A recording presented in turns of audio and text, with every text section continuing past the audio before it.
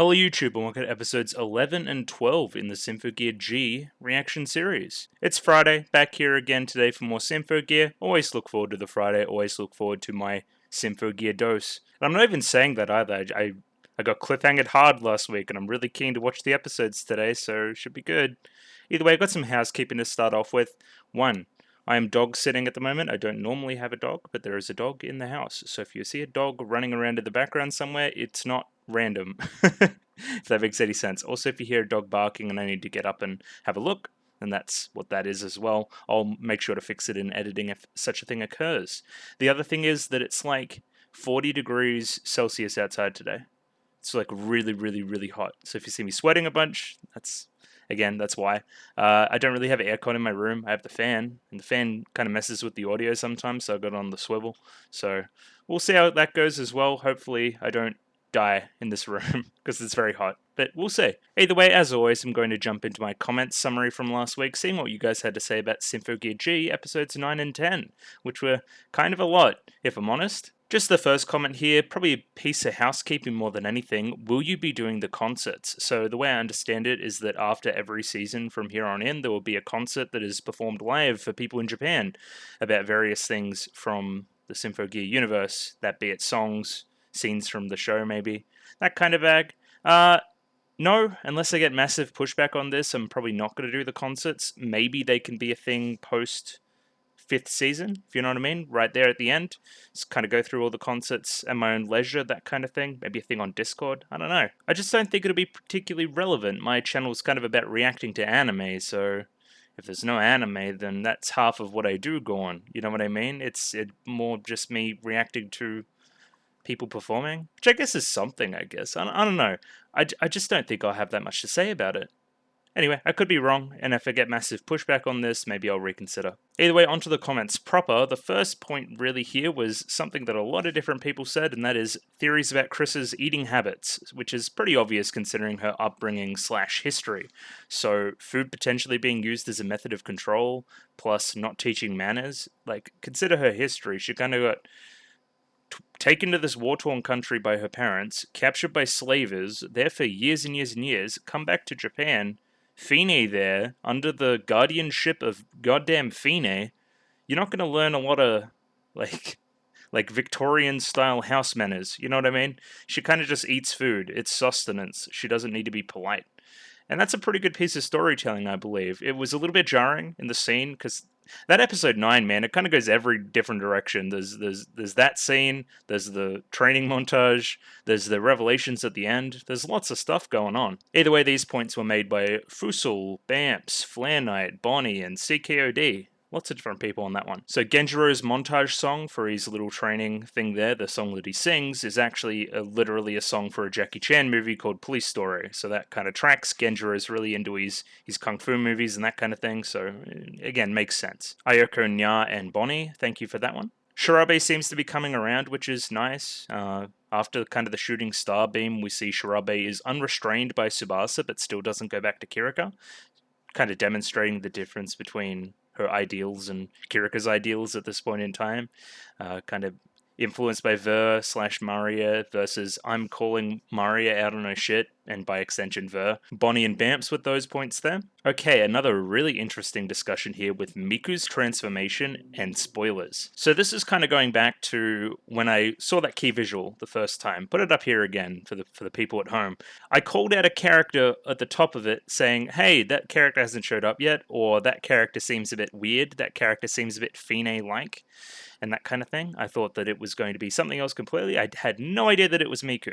And it wasn't until people said, hey, that's a spoiler, that I started to be like, oh, I've got to stay away. I've got to stay away from that. Okay, cool. You don't know it's a spoiler until somebody says it's a spoiler. You know what I mean? So it's always a tough balancing act in that respect. I would imagine that a few people in particular were really freaking out when I brought that up. They're going to be like, say what? But yeah, I guess we're lucky that I'm dumb. So that helps as well. I think it was CKOD with the suggestion that maybe we get Discord to feed me key visuals and stuff before a season starts. So when I start the next Symphogear, which is called something, let me see. The next Symphogear called GX, of course. How could I be so blind? So when we get a GX, maybe I get Discord to feed me some stuff. like a spoiler-free key visual, something like that. Promotional materials for like the start of the series instead of the Blu-rays, something like that. Either way, those points by Ayako Nya and Bonnie and the aforementioned CKOD. One of my favorite portions of the last couple episodes as well, Ogawa being like a freaking ninja, water bending his way out of that water and jumping in and then voom, voom, voom, doing that shit. It was kind of crazy. And yes, I know he's not literally a waterbender, but I like to fan canon that he is. So he can bend water. He's part of the Avatar universe for sure. Those points by Bonnie and Ray Shadow. There's also this idea of Senshojin and the power to control will. It's one of the first things they say in episode 10 and kind of justifying why Miku does what she does. But there's areas of grey with this as well. So, what caused Miku to want to take on this thing in the first place? Of course, it was this feeling of love. It was this feeling of wanting to protect Hibiki. Of course, Ver twisted this because he's a psycho little bitch, but his plan only worked because of that love. You know what I mean? Like, shooting the love laser at the frontier was the only thing that helped it actually open. So, yes, she is being controlled, she is being warped and twisted, but there is some base feeling of wanting Hibiki to stop what she's doing and for these things to manifest. That's what makes it interesting, gives it layers, right? It shows that these people that are inherently good can be twisted like this by someone like a Fine. And I've got some theories about Ver and Fine coming up in the predictions as well. Those ideas from Ayako Nya and Vitaly Kuzmin. Seraph Armoros kind of quotes, "Why can't we all be friends?" Yeah, the curse of Bilal, that's why. It's kind of one of the big themes of the show. That, hey, maybe the real world's like this as well. Maybe we all should be striving for a common goal and stupid shit gets in the way all the time. It's reflecting that in a micro sense, what is happening in the world in a macro sense. Like, it's kind of profound, kind of. It's very Symphogear profound, if that makes any sense. Seraph Armoros also says that the climax of Season 1 now makes a whole lot more sense, so all of Lydian are potential attuned, that kind of thing. So them generating power for Kadingir makes sense, and them generating power for kind of Super Hibiki right there at the end of Season 1 as well now makes a whole lot more sense. Then we can maybe imply some things about why Lydian was the way it was, why it was placed where it was placed, if kind of Sakurai had that kind of whole planning out in that stage, maybe. Maybe it was very lucky, I don't know. So the hot drink lady is called Aoi Tomostato, which literally means blue friend. I think Bamp said that one. And I like blue friend. I might just call her blue friend. I think that's cool. It's literally what she is in the show. She's a friend that's blue. Subasa's a blue friend as well. Then maybe they can team up. Shinsasu had a great comment, kind of implying that Senshojin's relic destroying capabilities weren't initially part of the skill set of the relic itself, if that makes any sense. So Mum kind of describes what Senshojin does, and like, that's not relic destroying. It doesn't do relic destroying. Miku maybe added that herself. So Miku hates relics, has a lot of great reasons to hate relics, i.e. killing Hibiki, i.e. destroying Lydian, i.e. causing Hibiki to have to fight. Like, all she wants is to go see the stars, man. She doesn't want all this relic bullshit. Of course she wants to destroy them. So it's funny that in the very end, her own relic gets destroyed by this same beam. You can talk to that a little bit as well. There's something in that for sure. Then Kosogtha had a really huge comment. So let me pull it up here a little bit. It goes into a bunch of different ideas. Kind of a blink and you miss it detail regarding a bit of soot stone stuff dropping from a heart right at the start of episode 9, kind of shouting out the gears discharging and the steam and mechanical chunking sounds. Great sound design on Symphogear, as I always say. A comment I really liked here was, of course none of the girls sit on chairs normally, they're all gay. Yes. Quite funny, actually. That's good. Kind of shouts out a bit of the Japanese translations as well. So Chris calls people variations of baka all the time, like dummy, dumbass, oh my, all these different things, right? Kind of this ruder honorific, I guess you would call it. Maria going full Spider-Man 3 in episode 9. The scene with Hibiki and the weird crystal is meant to show the fusion cancer's begun spreading, even when she's not using her gear, so it's going to take her out eventually. It wasn't anything to do with Miku's stuff. The Hibiki Chris tie scene, which ties into something that I've written a little bit later, kind of talking to Bamps' Discord thing. I may put it up here, maybe. It's kind of hard to read because it's very small, but it goes into the tie scene and really breaks it down like frame by frame almost and talks about how good it was. Symphogear is so good at doing this kind of stuff, like blink and you miss it, super detailed stuff. And because we're moving at such a fast pace, we're not going to kind of drift on any of it. It's all just going to be, blink and you miss it. It rewards the people paying attention. It means it's good for people like me that watch the episode twice, essentially. Breaks down the thing I was talking about before with the spoilers, kind of, do we tell you not to look at the poster again, versus if we don't draw attention to it, then he won't notice, then, yeah. What I was talking about before, it's only a spoiler if you call it out as a spoiler, you know what I mean? If I don't notice, and then I don't look at it again, which I generally don't, then it's not going to spoil me on anything, so should be okay. Brings up the last time that Miku sung, which was the Lydian anthem, essentially, to give her power. This time it's to shoot a giant laser beam instead. It's a little bit different. Kirika's slasher Jabberwock move was going to kill Tsubasa, so she does have one-shot capabilities. Maybe that'll come in handy in these coming episodes. And yeah, shouting out this Chris revelation right at the end of episode 10 as well, which was certainly a shocking moment. We'll see where that goes soonish. Again, I skipped a bunch of stuff on that, but yeah, a very long and well-worded comment, worth reading if you wanted to go back and have a look. Jumping into a little bit of a recap on the last couple episodes, should be quicker than last week, I hope. Hibiki sees Miku explode and is sad for a bit. Chris and Tsubasa come in and save the day. Convoluted stuff happens where Maria ends up switching sides. I talked about it last week a little bit. There's lots of stuff about the perception of strength there. Who has the power? What am I trying to project outward? Am I on the inside actually weak? And this is actually me being weak, wanting to be strong. Shirabe ends up questioning this logic from Maria, and that manifests later in this episode. Chris and Tsubasa do the eating thing and then have a small falling out, which may lead to some of the stuff that happens at the end of episode 10 as well, maybe?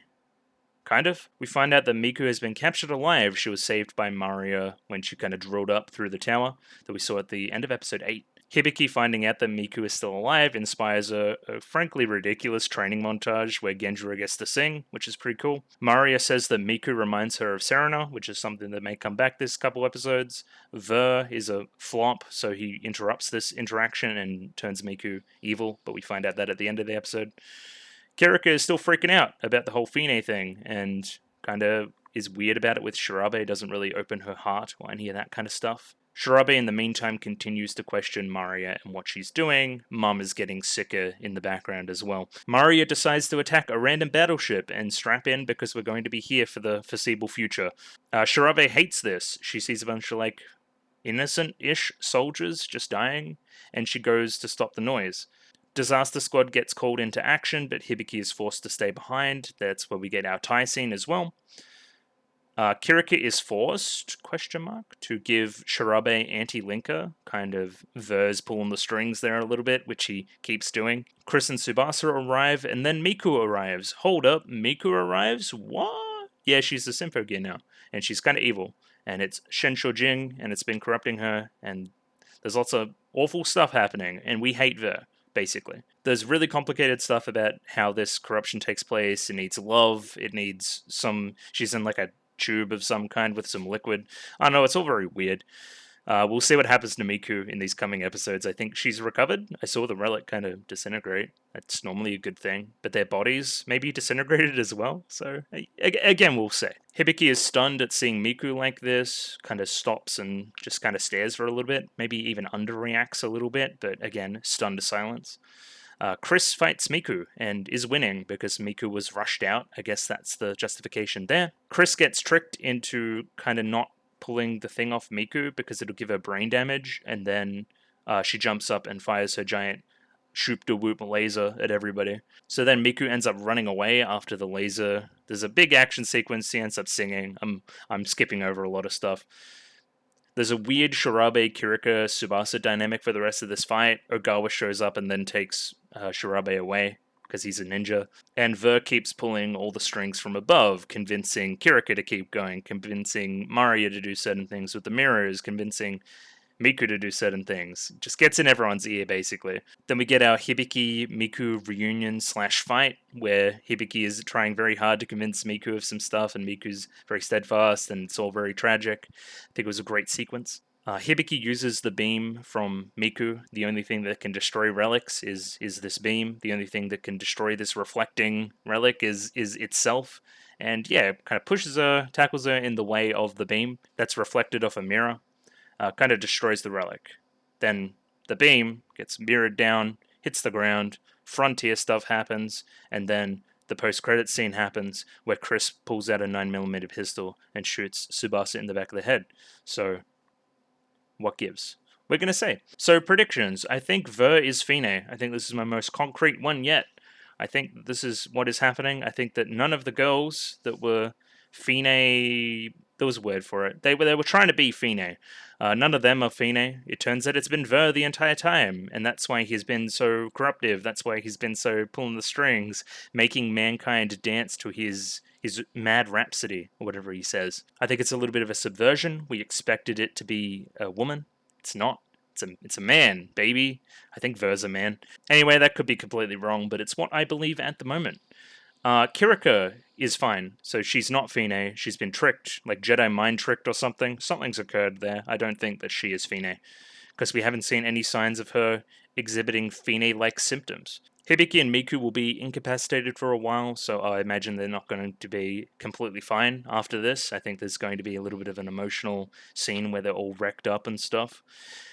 I think we have further down to go before we start shooting back up, and it becomes hopeful. In the same vein, Tsubasa got shot. I think she's fine. She's not gonna, die and bleed out. I think that'd be lame. What's the deal with Chris? That's a big question. Has Ver gone in her ear? Is it got something to do with Solomon's cane? Has it got something to do with the guilt of Solomon's cane? And Ver pulling strings and that kind of thing? We'll see. Shirabe will need to talk Kirika down from something and make sure that everything's okay. And make sure that Kirika feels okay. So that's important as well. What is Maria doing? We don't know. She's probably going to get out of the ship at some point and do some cape stuff. And yeah, that's about it for predictions. I think I'm just going to jump into the episode. Should be a blast. I'm really looking forward to it because I've been kind of cliffhangered. I've been waiting to see what happens, so it should be good.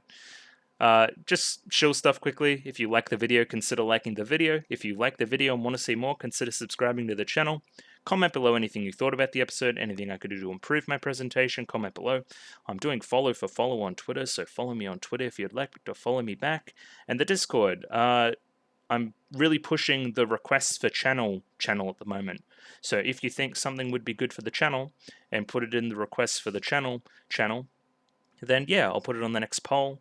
Lain should be finishing relatively soon. There will always need to be replacements for my 2 longer series when they eventually finish. So yeah, this is your chance to suggest something. It's very open. It's open to anybody, so just go and do it.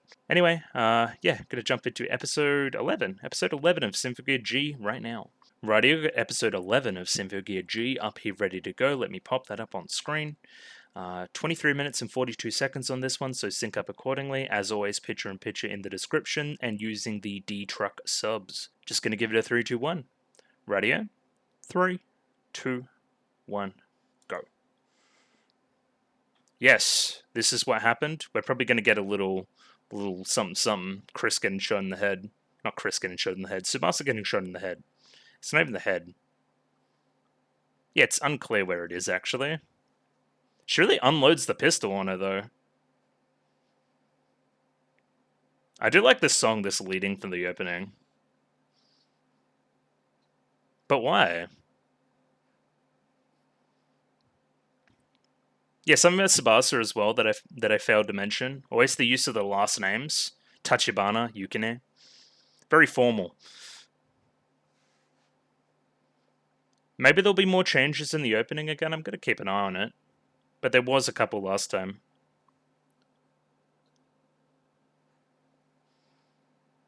There you go, Chris and Tsubasa were holding hands there. Can't all be bad. Through song. I can't undersell how much I actually enjoy Symphogear. This is going to be sick.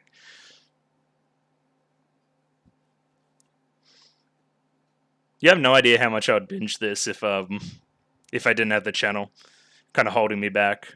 And there she is. What a bad bitch.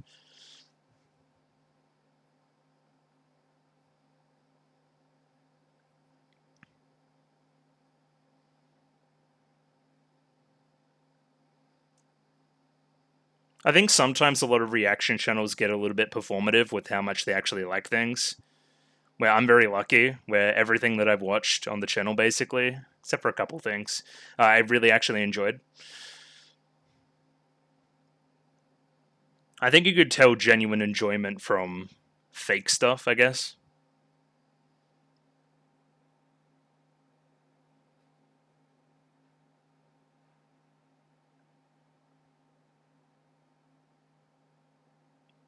And yeah, okay, where are we going? What are we doing?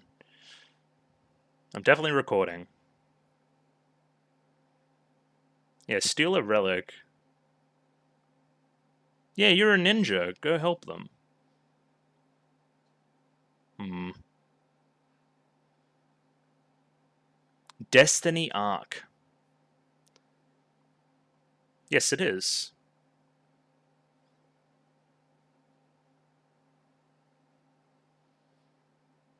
Okay. Okay, more ships. That's good.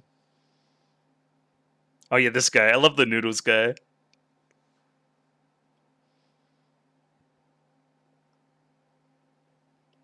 Is that what they're doing? Is it like an arc? Oh. Hello. This is strange. Okay, that's... Yeah, she's fine. Okay, fine. Okay, sure.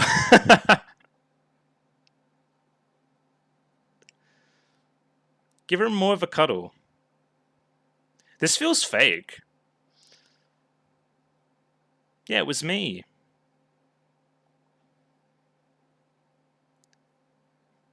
Yeah, you slapped her. Gave her a good old whipping.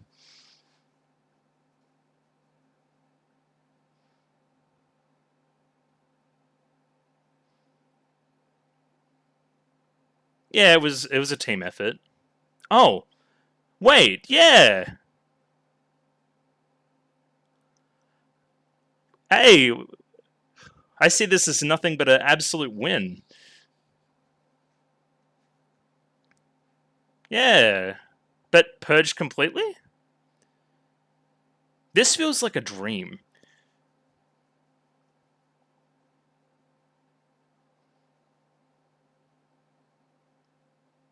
I feel like it could have held that and then it been like, why isn't she showing any symptoms?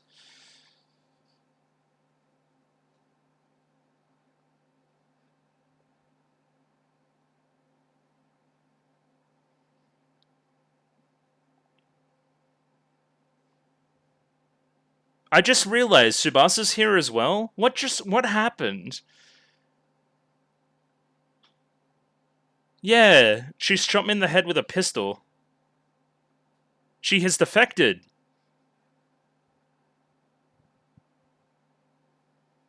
Damn. That's a crazy time skip. The new world that you wished for. Okay, yes.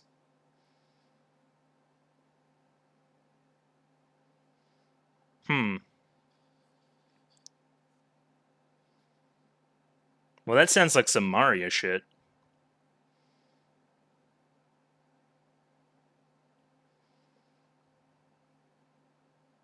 Okay. That's what they want as well, but it's going to be twisted by Ver because he's a strange lad. I was going to say a worse word than lad, but YouTube.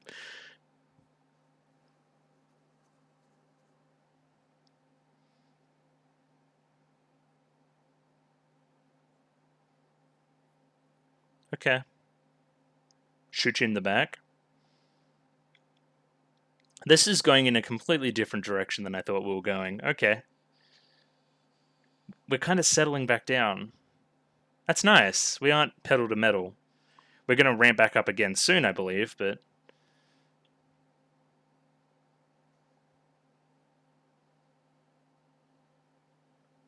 There's some Skyrim shit. Okay. Cool. It's kind of in the shape of a relic.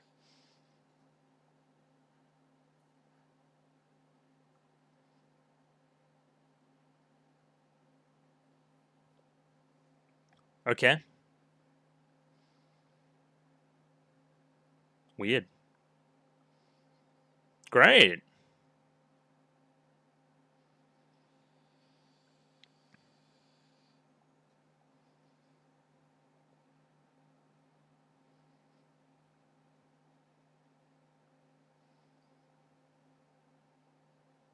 Okay, cool.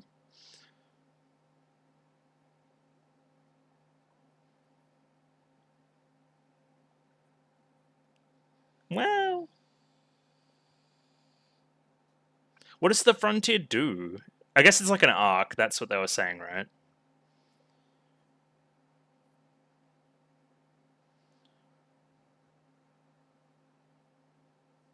Yes, that is the plot. Hmm. So, yeah. Now she's feeling better.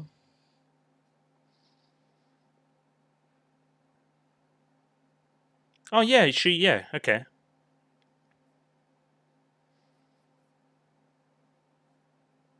Yeah. Now Tsubasa has to put the whole team on her back.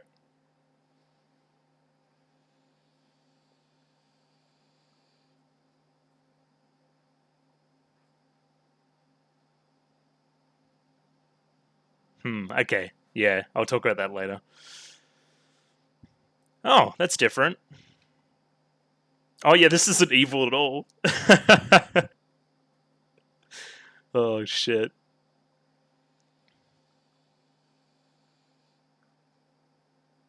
Okay. What are you going to do with it? Assimilating relics. And I'm going to put it in myself. He's a furry?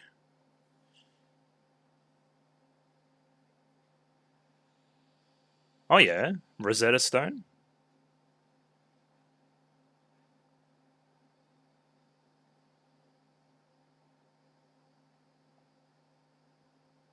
Ah. But you guys activated the Frontier. Why would you want to destroy a bunch of ships? Castoria. Okay. So there's some ancient stuff.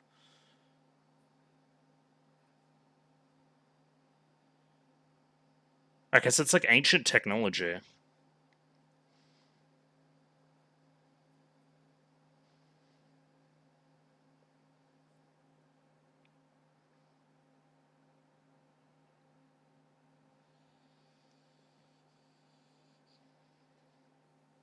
Oh, yeah? I don't know what he's doing, but sure.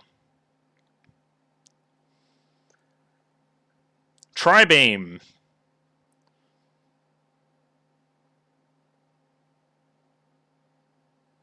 Oh, that's cool. Oh, that's actually sick. Playing basketball with the moon.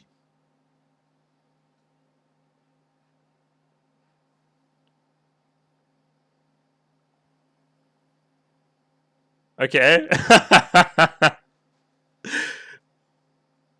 What are we doing? Yeah. And we just let him do it.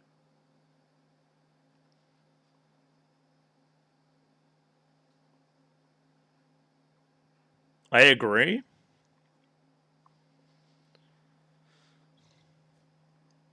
Well, you gotta climb up. Oh, unless we're going to completely, yeah, bring it out of the water.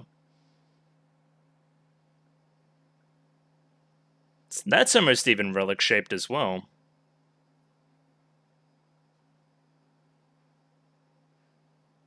Want a flying island. Yeah, shoot it out of the sky. That'll work.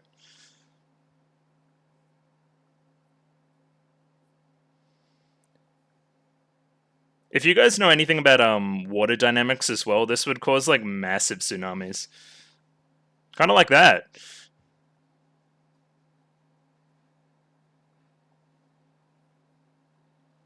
Well, I think Ver's not trying to help everybody survive, guys. Yeah, Mario's like, oh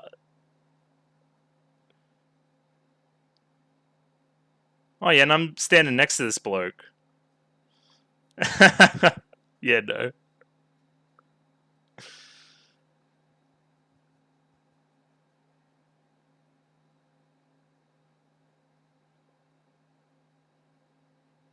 Okay, that was actually kind of cool. That was the first time Ver's been cool.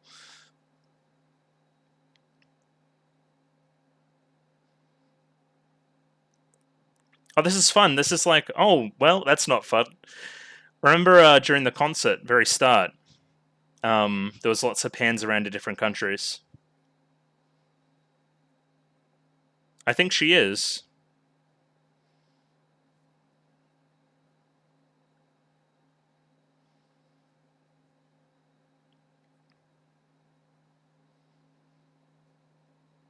Okay, so they use the moon to pull itself up.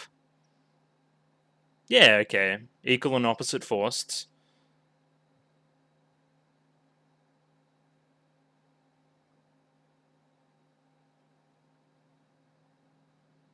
Yeah, I was gonna say him pulling the moon down is kind of contrary to what you guys. Okay.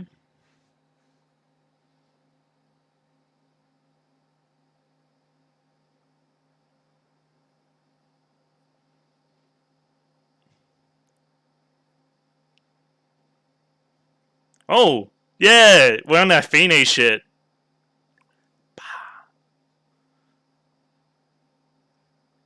Oh, why am I liking Ver today?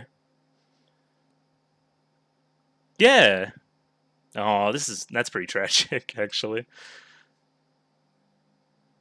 Oh, the music's popping too. Whoa!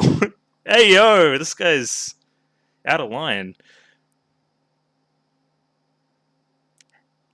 He really said that. Okay, anyway.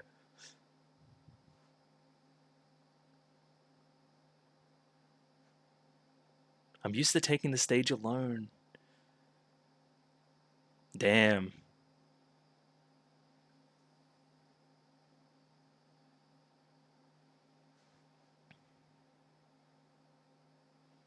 So it's like a little cooldown at the start of the episode. Now we're going back in a little bit. Okay. Oh, this is cool. Yep, same thing with the sword back.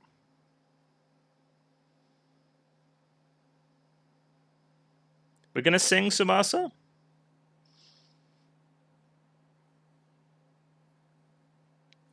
Yes.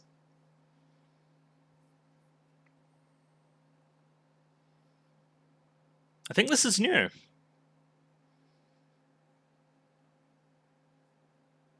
Yeah.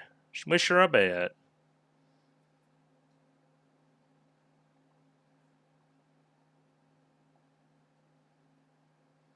Yeah, let her go.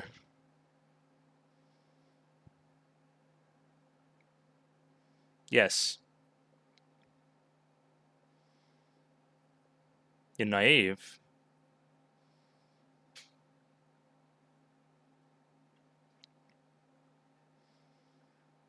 It is very naive.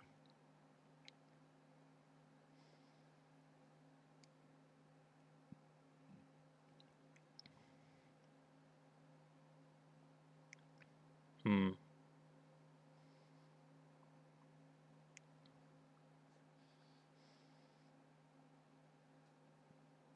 Okay.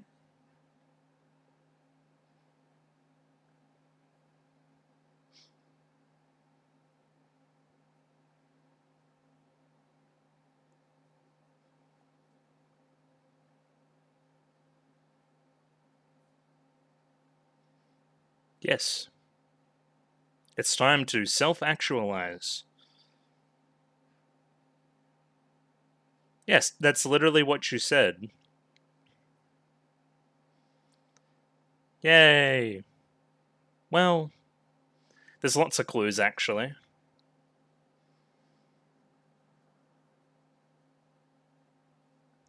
Just so uncool it hurts. Yeah, he's cool.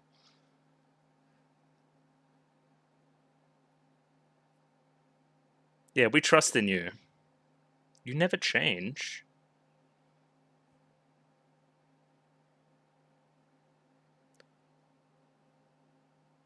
We're going to talk about that later. What do you mean, you never change?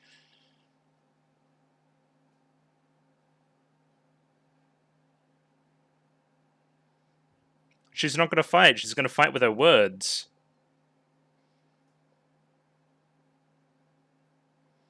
Yes. Okay. Okay, if you're trusting her, then that's fine, because normally you're the wet blanket.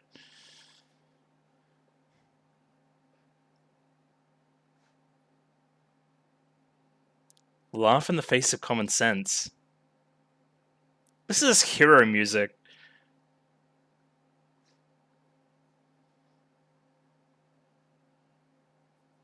Okay.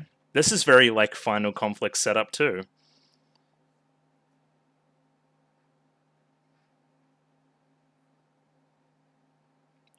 Alright, what are we gonna do?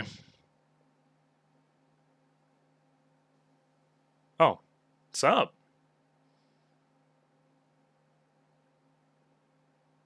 Yeah, sick. I have the high ground.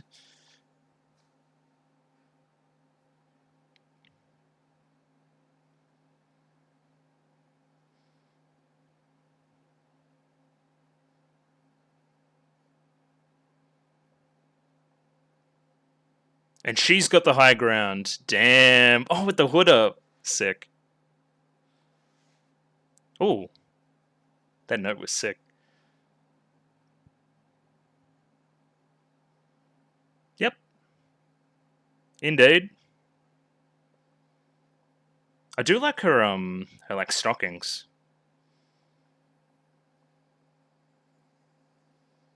Of course, on our dark magician shit.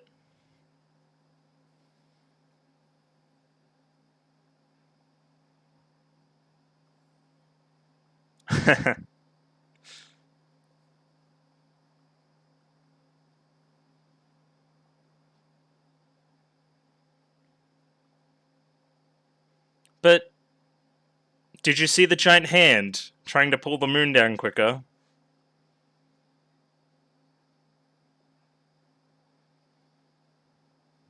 I don't think. Yeah, okay. She does need some support. I don't think she needs convincing.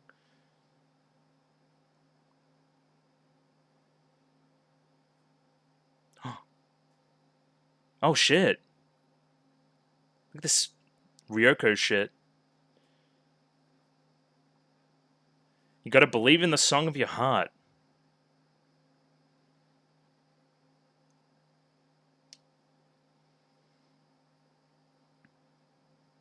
Yeah. It's intense belief. It's intense naivete. Yeah, and it's okay to be naive every now and again, to stop being cynical.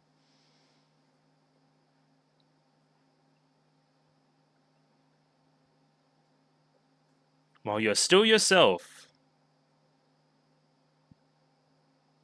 Okay. I'm happy you said this, because this is what I theorized last episode. Yeah, get the wheelies out. Are you going to be fighting to the death? I don't know what that said, but sure.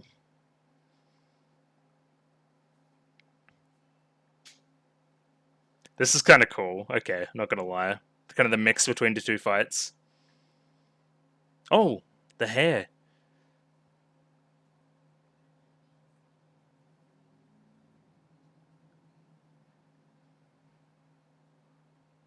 I love the tempo of this song. Yeah. I hope the other two girls get in on it too.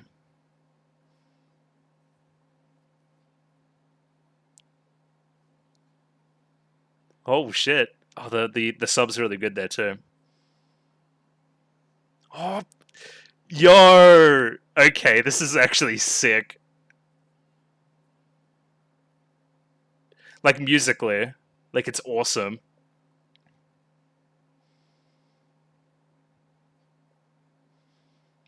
We gotta stop this awful furry man. All right.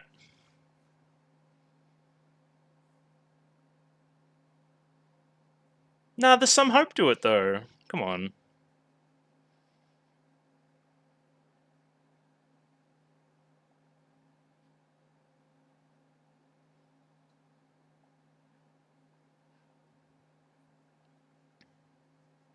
Okay, that's good. We need a final ray of hope.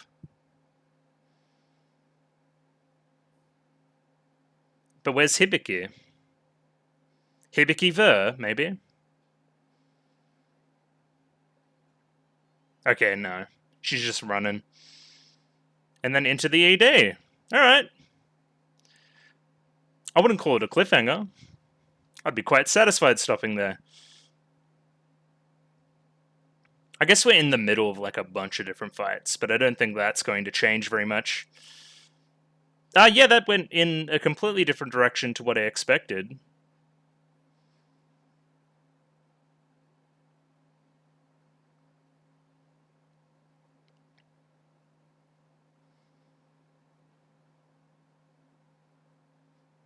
There's some payoff for the whole Hibiki naive idea with Shirabe, which I thought was quite good.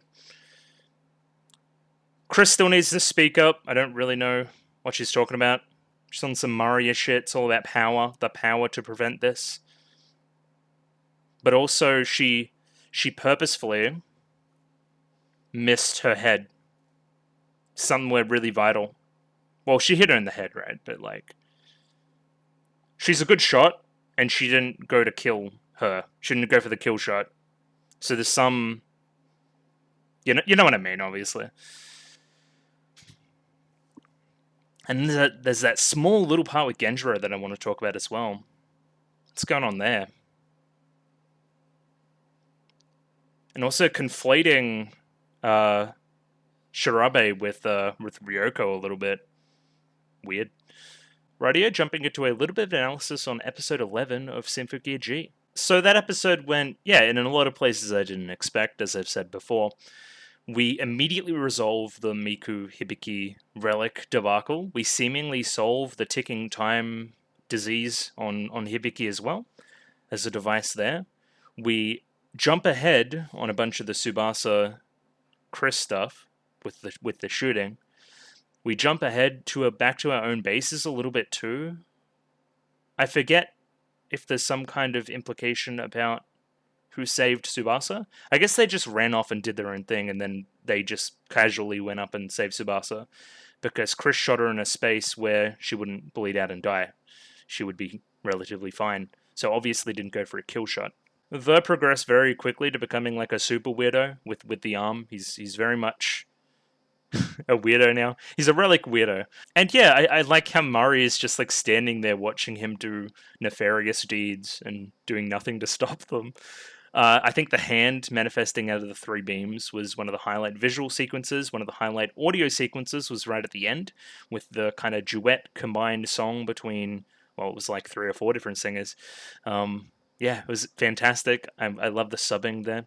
Kind of agreeing and disagreeing and agreeing and disagreeing and saying what we think. And it's kind of a melody of different songs we've heard before. And yeah, it was just really awesome. Hibiki's still being Hibiki. Miku seemingly is taking a back seat now. Seemingly has no relic left to give. So yeah, not going to be a Symphogear going forward. But has been shown that she can in the future. You know what I mean? She's not going to keep Shenshojing, but that doesn't mean that she's not going to get some of the power later. Again, it's shown that it's a possibility. And Hibiki's being dumb. She's running in, no power. She's going to use not her Symphogear power, her other powers that are closer to her heart to save some people. She's not going to fight, she's going to save people. It's a difference, it's important. And all in all, just another action-packed, very fun episode. Didn't really go in the direction I expected immediately. We're a little bit more hopeful this episode than I thought we would be. We get some good news, and I didn't think we'll get much good news until about 12 or 13. So, different structure for sure. We're going to go down in 12, I believe. We're going to figure out some things, and we're going to maybe have some other characters switching sides and that kind of thing. I don't know, we'll see. Mum surely has to die soon. Surely. Anyway, maybe I'm wrong in that regard. Maybe she's a permanent character. Maybe she's right there at the end of season 5, like smiling and waving at the camera. I don't know. I'm kind of rambling. I'm going to get the episode up here, and we're going to have a look at it and see what made it tick, what made it really cool. because there was a lot of it. So this would be your little reminder if you missed the post-credit scene at the end of the last episode. Hey, it's right here at the start of the next, just in case you happen to miss it. The first scene after that revelation at the start of the episode is now this with Shirabe. So Ogawa confiscates the relic, but also hears this from Shirabe. Please stop them. Save them. So Ogawa's got a little bit of a mission. He gives this data, this information to Genjiro. Then the girls make a decision based off of that, and then we give her back her relic, and then she can go save them herself. I'll talk about it a little bit later, but there's reasons why we trust Shirabe, and they're good reasons, and I think it's good writing. So this is the frontier. It's still not all the way out of the ocean, is the main thing I'm getting from this. We can see under here that there's more to it. It's even got a little bit of a mouth too, which is kind of crazy. So yeah, it's got a ways to go up out of the water. There's the idea of this American squadron approaching. Obviously, they heard about the ships getting destroyed and the noise and blah, blah, blah, blah. So they sent a battalion out to kind of help.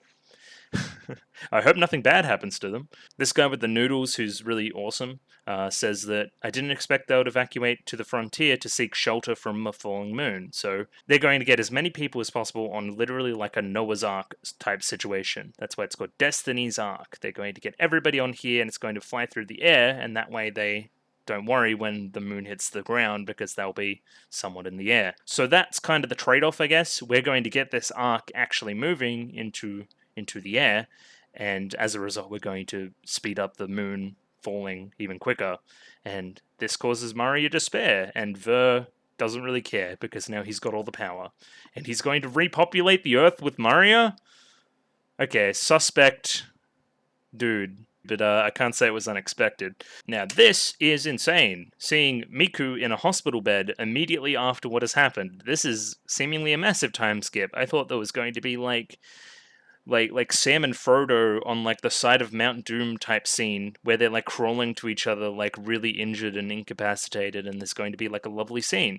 But we don't do that at all. We're just like, fuck that, we're doing something else. Miku, Hibiki runs in, gives a hug, love a good hug. And yeah, she's made a complete recovery. There's no signs of Linker. There doesn't seem to be any adverse after effects from the forced gear activation. That's good. Miku's fine. Miku gets really sad after she finds out that, hey, I actually hurt Hibiki in this process. I whipped her with my whips. Too hard. But yeah, it's thanks to her that she's all better as well, and we find out what she means. I didn't save you, you saved me. I initially didn't know what she meant by this, but yeah, look at that. No relic juice. She's free. She's free, baby. But that also means that her relic is here, in her heart. So now there's no relic and she can't transform. What's going to happen? We certainly need Hibiki to be a player within our final scenes. Either we go in a direction where she gets some other relic power, I mean there's another Gungnir floating around, or we're going to do the really based thing where she's going to run around and save people without her powers. She's been too reliant on her powers through the season so far, and we're going to find out what makes Hibiki and her kind of philosophies work. It doesn't have to do with power. Power is ancillary. Kind of opposite to what Chris and Murray are thinking, where power is everything. The power to make this change is important, not the heart, not the will. The power, what you possess over other people. Where, yeah, I agree with Hibiki more. It's more about belief. Very, very anime concept, I love it. And yeah, it makes perfect sense based on what we know, so that beam and what Miku was doing erases relics. Of course it would erase all this stuff, it's like relic juice. Just makes sense, it's really good writing. The other thing that I neglected to notice immediately is Tsubasa is here and her head is wrapped, which means that she got out fine, which implies some things about what happens later on. There's a little bit of hesitance from Miku as well, but that means... But then we move on to the next scene very quickly. So I saved Hibiki. She's free. But that means... I wonder what we're talking about there. I will thwart the FIS's schemes all by herself. And then this leads into the conversation about Chris. Where's Chris? What's she doing? And Chris has effectively joined with Ver, as we see right here. I can't believe something like this was sleeping at the bottom of the sea. We don't really get a good taste into why this happens, right? It seemingly has something to do with Solomon's Cane and the idea of power, and power needing to stop things. But we don't get a conversation between Ver and Chris that happened in the past where he's convincing her. So she's kind of made this decision all on her own. We get this little flashback, a little more context to the scene where she shoots the gun. Consider this my proof. I have shot my comrade and I am joining your side. Yeah, the only way to beat power is with even greater power. So the only way we're going to save everybody is by gaining this greater power and using it in all its glory to get what we want. But okay, we're talking Symphogear ideas again. Symphogear is very everybody gets everything, very equal share, right? Power means I'm standing at the top, means I'm controlling what's going on. I need the power to control this. So I'm starting out getting this power to help everybody, but in getting this power, maybe some people next to me are using this power for nefarious means. And of course, she wants to put an end to the spread of war, seeing all this noise out here killing people, seeing the literal effects of war in that little picture that she saw last episode. It probably put her mind back on what her actual goal was from the beginning, to stop all war. And I'm going to stop all war by becoming as powerful as possible. Again, Chris, we've been through this, honey. Like, you should... Anyway, whatever. Hopefully she switches tact. It's very obvious that she's not fully on their team. She doesn't shoot to kill on Tsubasa. Maria questions Chris's motivations. If you've got a problem with me, just shoot me in the back when I'm fighting for you on the front lines. And then Ver says, naturally, we intend to do just that. So, we'll see where that goes. That's a very large piece of foreshadowing, right? This is the generator room. This is the use of the Niflheim heart. So the Niflheim, all about consuming, all about eating relics, the want for relics, this kind of insatiable desire. So adding that to a whole entire island gives Ver some power. He also injects himself with some linker that has some Niflheim in it and gives himself a big old hand, and then he uses that to control said island. Still, everyone's just watching him do all this evil stuff. It's very funny to me. Like, especially Maria during her scene with him, where he's like literally like maniacally laughing and putting his like evil beast hand into the machine and then pulling down the moon more, and you just don't step up and go, hey, what are you doing? Anyway, it's a little bit goofy. I guess they trust him at this point. Kind of taking the shape of the relic, at least the one that was in Hibiki before, kind of this, I guess you would call it like an S shape. A little bit in that, especially the shape of the island as well. It's kind of sharp on the edges like a relic. Just thematic stuff. Not really too relevant, I don't think. We're using a relic to power said island, a relic that eats off other relics and feeds on other relics, so there's something in that. I like this face. This is one of my favorite Ver faces so far. I didn't hate Ver this much this episode. That's kind of crazy. Maybe I've turned a new leaf. I don't know. We're gonna have to see. So the energy from that also grows trees on the island as well. I wonder if it's going to turn into a full-blown forest by the end? I don't know. I think the idea of the frontiers, it's meant to be like some ancient, almost like Atlantis civilization that had technology beyond our wildest dreams, but got lost at sea. You know the 2000s Disney movie Atlantis? I'm getting that kind of vibes from it. So Mom's gonna go to a control room and look up all the relic data and see if there's a way on the island to save everybody, basically. Kirika's still channeling this without the power, we can't save anybody idea. Again, that's the whole... That's the thing that unites our evil team at the moment, right? But I guess when Maria sees that, hey, even though we have the power now, even though all these evil things we've done to justify this, it still ends with some guy crushing a bunch of ships and running off and saying some evil stuff. That sucks. That's not what I wanted at all. The ends did not justify the means. I feel now intensely guilty for everything that I've done so far. But we do have that ray of hope right there at the end. So there's multi-layers to what Kirika's doing as well. Hey, I also want Shirabe here because I like Shirabe. I also want Shirabe here because they have this whole thing about being remembered. The me that exists here right now, not the me that may exist in the future because of a certain Fine, not the me that isn't myself. As well as this overall idea of power needed to do such a thing, right? If I get all the power, then I won't have to fight as much, therefore I can stay myself even longer. This is an important scene for justifying why what we do later works, and why Genjiro knows it'll work in the back of his mind. She wants us to save them. She wouldn't have said this if she didn't mean it, right? Miku and Hibiki learn about Chris and want to do something. When I told her Chris had left, she insisted on coming, even though she was in a hospital bed, she still wanted to come and do something, demonstrating the connection between Chris and Miku. Also at this point in time, no Chris has joined the other team, and no Hibiki. Hibiki's got no relic powers. I'm impressed you were able to dodge any fatal wounds, Tsubasa. Dodged? From where I was, I couldn't have dodged Yukine's assault even if I'd tried. And I wasn't trying. So why did she miss? That's the question. We're approaching the frontier, and then we get this evil-ass scene. This is definitely good. This is definitely for good people, what I see on screen right now. This is like the evil castle from Season 1. Like, you're not the good team if you look around and you see, like, dark fantasy ambience in the room. You know what I mean? Like, this looks like goddamn Mount Doom. Like, what's going on? This is where Ver goes off the deep end even more than he normally is.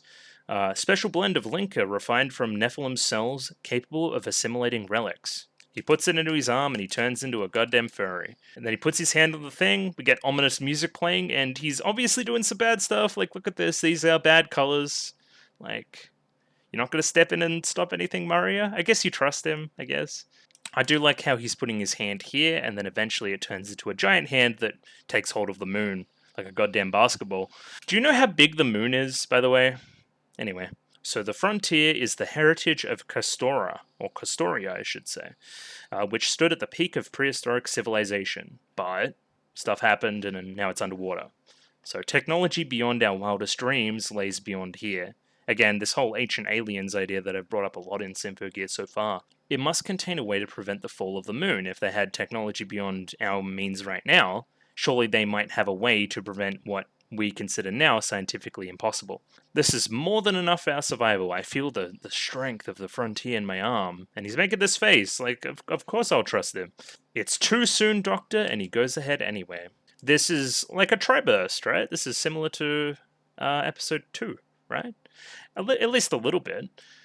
Like a big laser going into the sky that has 3 different beams. There's something in that. Yeah, this is almost like full-on Trigger vibes.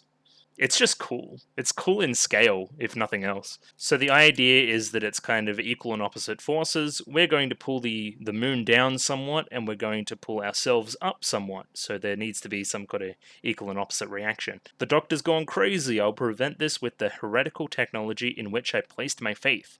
A little bit on the nose, but gets the point across. She's going to keep researching and find something that's going to help. Because the disaster squad is kind of in a submarine, they get lifted up from the ocean floor upwards. Again, they talk about it a little bit, but this whole thing would cause mass tsunamis. Like, bringing the moon down would cause mass tsunamis, as well as this displacement of water would cause a ripple effect that would, again, it's not exactly meant to be realistic. It's fine. All the warships start shooting at the island as it races out of the sea. And Ver says, I'm so sad my tears are about to wash my glasses away. What? And then proceeds to, like, gravity squash everybody. Yeah, like, he's killed thousands just then. This can't be a good feeling for Mario, right? Like, look at her face, she's like, huh? What? That's funny. And then she's like, is this guy serious? I don't know why this is so funny to me. Her face is it's kind of like mild annoyance. That's what it's giving me. That's funny. Now that's a little more serious. Finally I have it, the power of legend. I can finally join the ranks of legend. So much power. I will become this planet's last action hero. Yeah, okay, he's kind of cool there. He kind of popped off, I'm not going to lie. This is so funny too, it happens to this helicopter. Like, imagine watching the news and then just watching somebody die like that. That would be so funny. Well, I mean, it wouldn't, but you know what I mean, right? It's just random as. It's like, don't tell me that Tachibana's involved again. We need our girlies back. Like, what's going on? Itaba and her gang, why aren't they involved? Bring them in somehow. Airdrop them in, that'll solve everything. This is where Mario finds out that he's hastened the moon's fall to pull them up out of the water. The exact opposite of what she wanted. This will prevent more people getting saved, right? We aren't prepared to evacuate yet. Of course this is going to cause more deaths. Ver's also made it that the machine itself, the Frontier, won't accept anybody's commands but his own. As long as the linker remains in effect, I have sole command. I don't know what this means, maybe we're going to shoot him with some anti-linker. That would work. I wouldn't say extinct, because I'll still be alive. What surer way is there to ensure the survival of mankind? I was tricking you. You have been tricked. You were a fool. I did not set foot on the path of evil for this. Again, I did not do these evil things, these things that inside I knew were wrong, for you to take this away like this on a weird technicality. And then super slap. She gets super slapped to the ground, and that's my greatest indicator so far that this is actually Fine.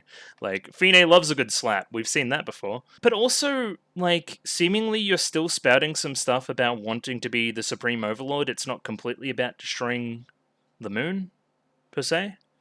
So that isn't the same goal as that I thought you would have. Maybe there's just no Fine. Maybe it's just the threat of Fine was enough. Either way, I don't think Kirik is Fine. That's my point. And then calls her a worthless bitch. Remember your pathetic attempt to play the role of Fine. Think back and be ashamed. And yeah, calling out for Serena. This is all very sad, actually. It's very quick, but it's kind of talking to all of the different themes of Mari up to this point, right? This is definitely her lowest moment. Please cry as long as you wish. When I return, let us discuss how we can contribute to the repopulation of the Earth. This guy's a savage. I still hate him, though. But he kind of popped off this episode, I'm not even going to lie. So Tsubasa's going to take it all on her own shoulders, as she has done in the past, as something that she doesn't need to do all the time. I'm used to taking the stage alone. Except for that time at the start of the season where I had a duet, except for all those times in the past that I also had a duet, except for... Anyway, you know what I mean. She's still internalizing a lot of the stuff from Season 1, which sucks. I mean, kind of literally, she's the only one that can save people at the moment because they don't really trust Shirabe yet. We get Tsubasa singing again. She gets to put her sword blade on the end of the bike and do that whole shebang again. And it's just really cool. She chops up a bunch of noise that I don't even know where they came from, but sure. And she sings. And I love it when they sing, so I get to read the lyrics. The first blade fast as lightning on the wings of the swift wind. Isn't there a whole thing about wings and Zweiwing? Yes, of course. Okay. First blade fast as lightning. And then goes second blade. It's kind of this fun play on words. Gives them a sweep of the rider's blade, of course. Second blade, when drawn, covers the barren land like a forest. Well, she's fighting on barren land right now that is becoming a forest. Something in that, maybe? We only have one person to help. No, we have more than one. And Hibiki's gonna go save him. I won't be the one fighting. Dun dun dun! We're gonna get Shirabe. So we only get a couple lines there in Tsubasa's song, which is kind of lame, because that seems like a newer song. I don't remember seeing it before. So they go to free Shirabe, and I like that this is coming back. Shirabe has mad beef with Hibiki, and that contributed to a lot of Hibiki's downward spiral during this whole season, really. Kind of thinking back on what happened in the past. Was I actually a hypocrite? Did I actually save everybody? Was I true to myself? If I was fighting for somebody else's regard in my parents and my grandma, why did it make them so sad to see me like that? All these different feelings manifested through this one line from Shirabe very early in the season. And this is coming back. What Hibiki is doing right now is extremely naive, right? She's literally letting one of the bad guys go. One. The audience trusts Shirabe. We talked about it during the start of this episode and last week. Shirabe is just like not been restrained. You know what I mean? And she didn't run back to Kirika. So clearly there's some animosity there, at least a little bit, a disagreement. Two, there's the lines with Ogawa that are very important that Genjiro then learns about later. So we've got lots of reminders that Shirabe is seriously considering saving everybody, which is good. That's what we want. So we trust this decision as an audience. That's important. It also doubles down on Hibiki's beliefs. So she wasn't wrong to be a little bit kind of naive and stuff, right? That's okay sometimes. If you truly believe in that kind of stuff, down to your heart, then you can make it work. Very anime, but I like it as a moral. Believe in yourself, basically. Like, maybe I am slightly hypocritical. Maybe I don't necessarily do the right thing. Maybe I don't even think this is the right thing, but I can only do what I believe in. Even now, after what has happened to me in the past, I don't want to lie about how I feel. If I did, I wouldn't be able to hold hands with anybody anymore. I'm not going to hide things, right? I'm going to be true to myself. I'm going to believe in myself and what I actually think. You're that serious about holding hands. That's why I want you to do what you want. I want you to do the same thing. I believe in you. And of course, she jumps right into the hand-holding. Big physical connection. Miku eyes in the background, getting very, very jealous, I'm sure. Kinda, I think our beliefs align. That's essentially what they're saying here. So, why don't you fight for us? Finally, some agreement. Finally, we're trying for the same thing. Why don't we team up? Focusing on the hands, what I want, ... And then Ogawa, because he heard about it before, you wanted to stop your comrades' senseless rampage, did you not? It's kind of a mouthful. If I can help them, I don't mind helping you. Does full tsundere stuff, turns away. I can't look you in the eye while I'm doing this, but I'm doing it. Then Genjiro takes the reins a little bit. How can you guys trust me? Adults who don't support kids in what they want to do are just so uncool it hurts. I mean, sure, I don't see how it's particularly relevant, but... I mean, yeah, all the kids, all the youth in this show are never the bad guys, you know what I mean? It's always adults. Adults suck. Maybe Chris was right. I mean, Genjiro is an adult and he's based, so I guess you got to take everybody on their own merits. The relic that he got from Ogawa before gives it back to Shirabe, a real show of faith in her. That's your potential. I believe in you. Go make it all better. And then you never change, do you? Now this is very, very, very interesting.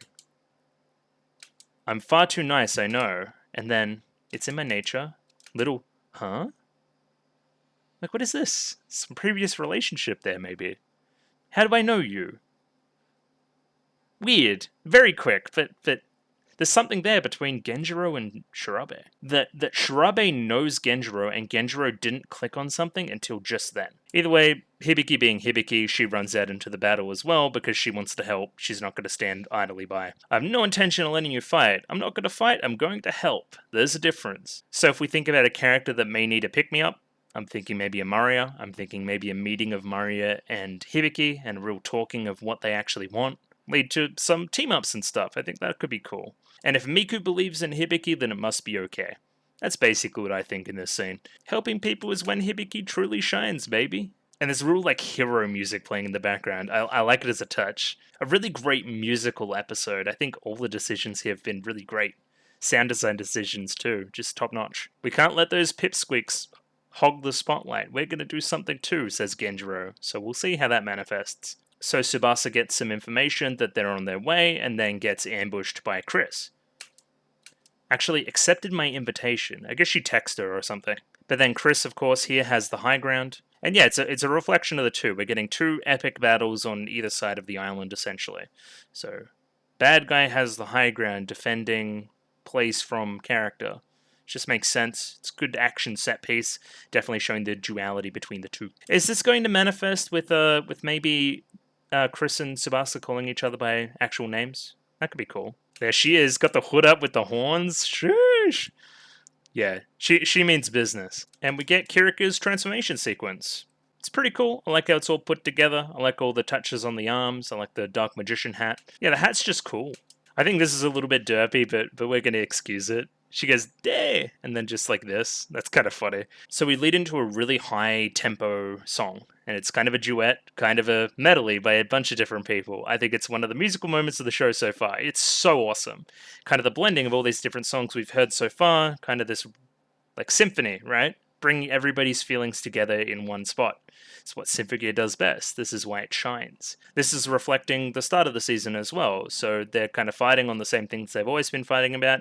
Power's good. No, you're being sus. And then Hibiki's like, you two need to calm down and talk things through. This is a battlefield. What's wrong with you? We can't do that.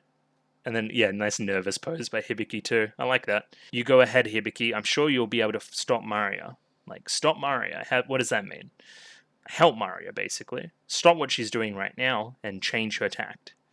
Again, there's this ray of hope right at the end that we're going to investigate as well. The linker can only synchronize with my gear for so long, believe in the song of your heart, and then lets her go. Now, we remember this line, well, I didn't initially, but they tell me. It's one of the last things that Fine, or scratch that, not really Fine, more Ryoko, says to Hibiki. Man, Ryoko was so good. Why'd she have to die like that? Damn. Shirabe, why are you helping her? Don't you hate hypocrites like her? Did you have a little bit of a change of heart? But she doesn't lie. She truly believes in this hypocritical stuff, so it's fine. And shines so brightly because of it, I'm envious. I want to trust her just a little. I want to believe in the goodness of people just a little bit. I see, but I can't back off now. I'm too deep. I can't back out. I still want to leave something behind while I'm still myself. And in doing that, you're fighting the very person that you wanted to keep around. That was the whole point, that you jumped down out of the ship and wanted to do the thing. Maybe you're still being corrupted a little bit by Ver, I don't know. Anyway, it's a little bit complex. Kirika isn't exactly the sharpest tool in the shed, but it's okay. But she straight up says her motivations for those that haven't been paying attention. I want to leave something behind. I want knowledge that me, you, Maria, Mom existed. The music is built up extraordinarily through this scene as well, and we get a true face-off. So as the instrumental's gone crazy there, we see this little flash between these two things clashing into Chris and Tsubasa fighting. Just reflecting between the two, showing, I guess, filmically, that we are linking the two fights. And this fight's just awesome. The music that plays is sick. It's kind of this symphonic metal thing. It's well choreographed, it's fast, it's snappy, gets the blood pumping. It's a really good fight. And that little touch there with the hair is amazing. Right there. Look at that. Amazing.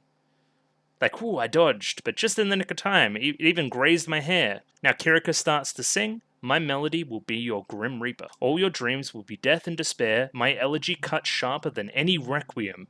Very edgy. Love it. And will plant a beautiful fear in your heart. And then, okay, so that's one verse. And then Shirabe jumps in. We come to know our DNA and all its imperfection. I think I've heard these lyrics before. I think this is part of her song. I think this is part of the mashup melody quality of this scene, right? It's all these different songs coming together. It's almost like we should stop fighting each other and fight together, and if we put all these songs together, we're stronger than that bozo Ver anyway. And then we get a little pre-chorus here, where we have two different people singing, and it's mind-blowingly good. I'm really bad with voices. I think maybe this has just been Kirika and Shirabe the whole time. I thought there was some Chris in it, but maybe I'm wrong. Either way, the linking of the songs here is just exquisite. I love it. It's truly one of the great musical moments so far. It's what I've been theorizing all through a bunch of stuff with Symphogear. Combine the songs, combine the feelings together. Clashing feelings through song. Like, there's lots of different ideas here that we could use, and I love that we're doing that. It's one of the greatest potentials of the premise, and they're using it. I guess I should read some of it though, right? That's why if the pain is too much for you, then I will cut you and the world into tiny pieces. I think this is very difficult because we're trying to combine, like, this previous lyric, that's why the world, and what Kirika's saying. If you wish to protect someone and hold their hand, it requires true strength and courage. I know this in my heart as my dreams taught me. I'm sure somebody could break this down like, these are the Shirabe lines, these are the Kirika lines, and they make sense this way, but they also make sense as a whole, right? They're combining it into a message as well. This is truly excellent, and I don't quite know how to break down how good it is. Like, if this translation's accurate, this is insane songwriting. Insane, right? You're essentially writing two different songs that have to combine with each other to make coherent sentences. I've all but forgotten that smile, but I know. I can still fly higher. My friends stand by me as our bonds are glowing bright, and I will sing with them into the sky. This is freaking out Mario as well, who is realizing that Kirika and Shirabe are now fighting. This is exactly not what I wanted. My two besties now going at it as well. Everybody's fighting because of what I did. This is a true lowest moment for me, but a ray of hope in the form of Mum. I've analyzed the frontier's particulars and have found something that might prevent the fall of the moon. That's a very crucial piece of information that we definitely need. So Mum's spitting right now. I'm very happy that she stayed alive this long. And we need your song to set it free. Your power will set this free and save the world. My song. So that kind of debunks my theory about what Hibiki was going to do, because Mum kind of gave her hope there. I thought Hibiki was running in to give Maria hope, but not really. As long as the song on my heart lives on, she runs forward deeper into the frontier, and we hit that ED, baby. Yeah, lots of stuff to do. We still got these two fights going on. I wonder how they're going to end, if they will end. Ver's seemingly standing up on something, about to do something, so we'll see where that goes. Maria now has a goal. Mum's still sitting in her chair. Hibiki's running into the fray, powerless. Genjiro and Ko are planning something, apparently, as well, so we'll see. And yeah, keen to jump into episode 12 to see how all of that manifests. All in all, typical Symphogear episode in that it's pretty good, but also goes in a million different directions that I didn't even perceive were possible at the time. So predictions are always kind of in vain.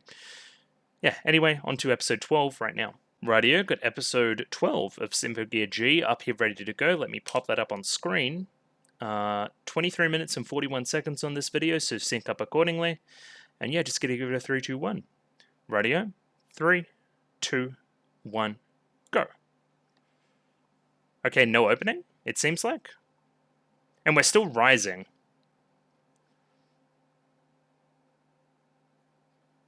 Damn.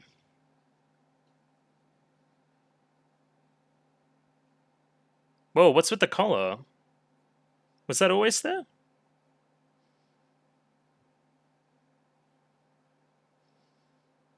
I'll take your silence as an answer. And this is the ED. Are we going to do the ED swap into opening again? I hope so. That was really cool last time. Okay, so you're taking it on your own shoulders. Yeah, what is this? Whoa, okay. Yeah, speak at me. Okay, you should have said this from the start. Receptor children, that's the term. Okay. On the sky rising in the background.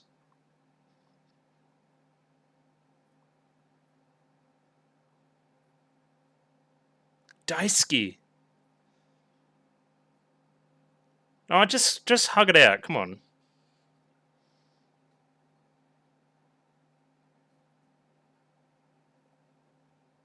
What? Yeah, she's cool.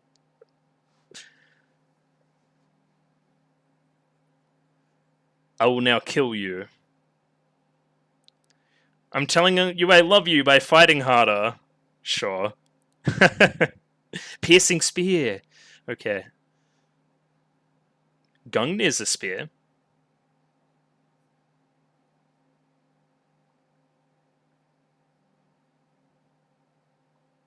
Opportunities.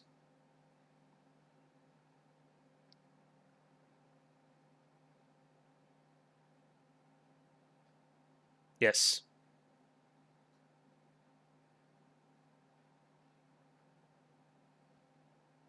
Okay. Yeah. I imagine seeing this on TV. That'd be kind of wild. Bavarian Illuminati? What is going on?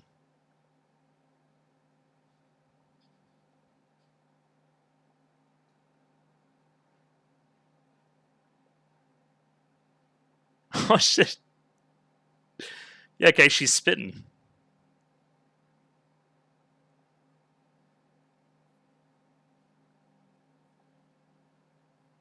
What? Yes, this is true. Okay, that works.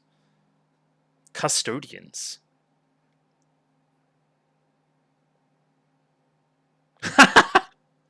I'm sorry.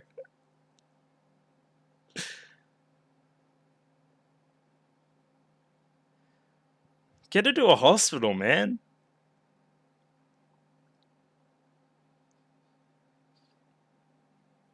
There you go, she's projecting a lot of strength right now.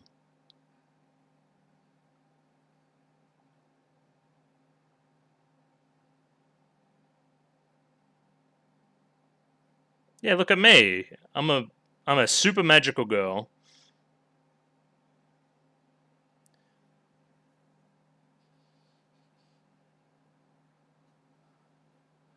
Yeah.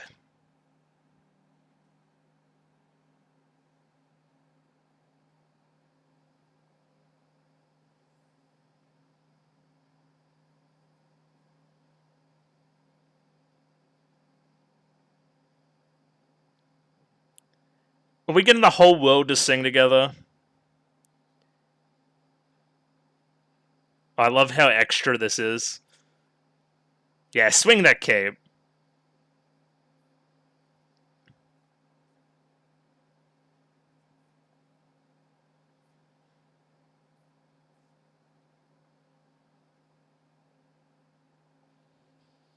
Oh, I love the sound there. Out of the radio. What are we doing with this car? Okay, I thought we were, like, shooting out of the air for some reason. Whoa. Not gonna turn your head for that?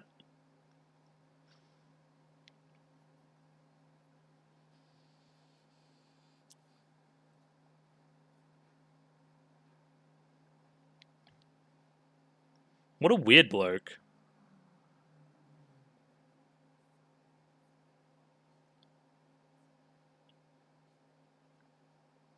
Interesting.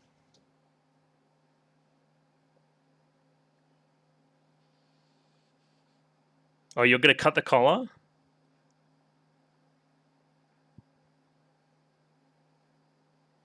That's actually a really good temptation from Ver.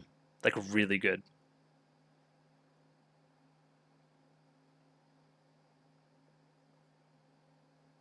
Oh, that's sweet. Oh. Oh, this is kind of like with the festival as well. A little tear.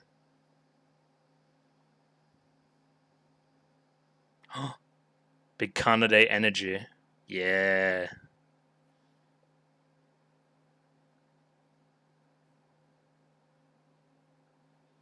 Yeah, I agree.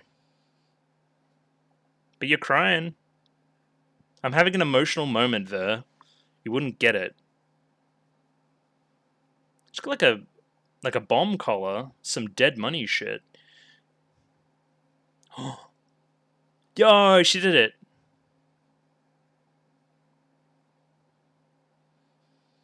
Okay. Call her Chris. Reciprocate.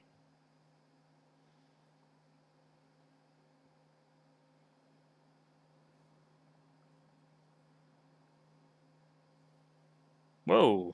That's kind of sick.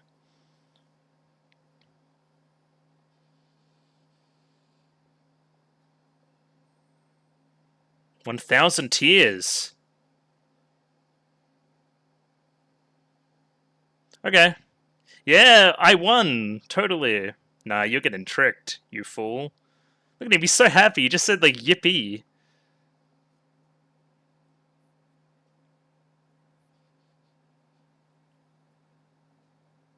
Okay, right back into the song.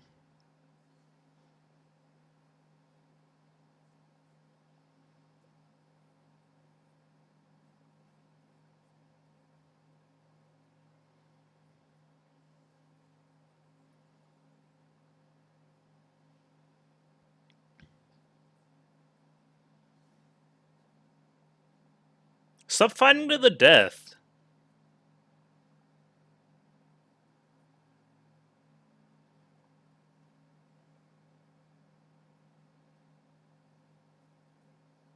This song is insanely good, by the way.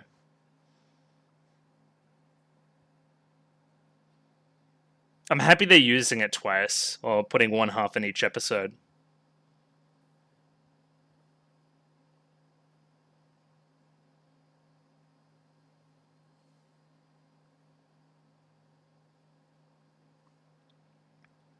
Yeah. Right.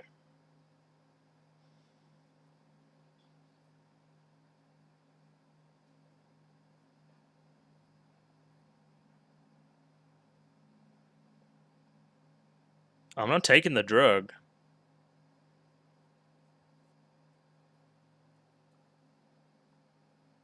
Okay. We're both gonna go on drugs. Oh shit. And we don't have a hibiki to stop this.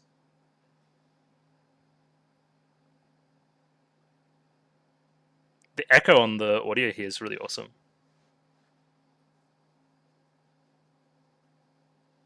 Yes, it is an insta kill.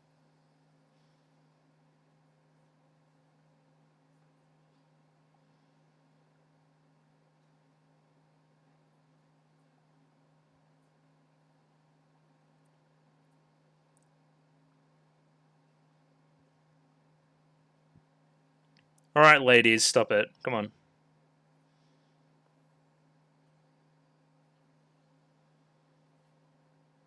Their forms are really cool though, especially Shirabe's. Where's Fine's soul? Why haven't we seen any other part of it? She did turn into a Beyblade though, which is like pretty good.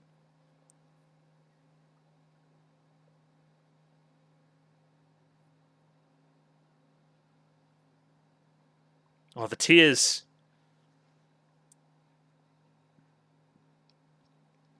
We need Mum to get in these girls' ear too. There's a new ray of hope. Whoa! That did get shattered.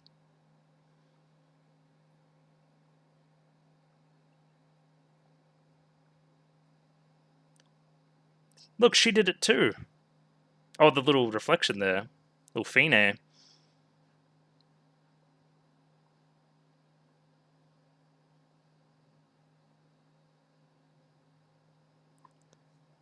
But, I mean... But isn't it confusing that... I mean...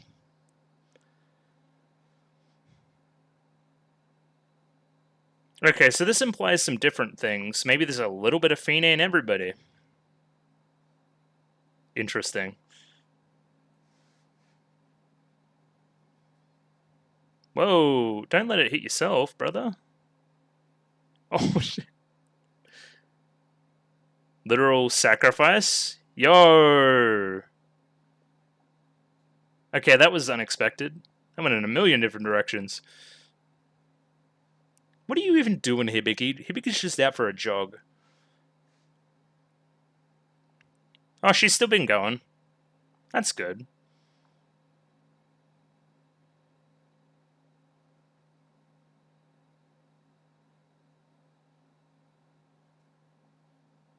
Big performance. Put a lot of your heart into it. But it wasn't quite strong enough, was it?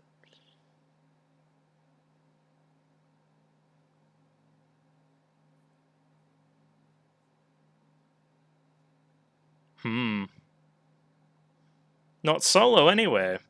You tried really hard, though, showing physical signs of weakness in front of everybody as well. Yeah.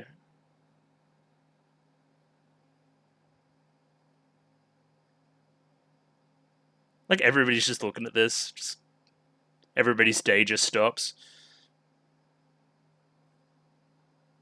What are you doing, Ver?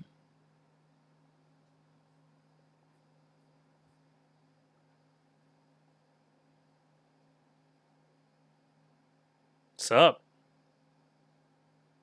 Now give me the cane, bitch. Yeah, look at this. Look at this acting shit.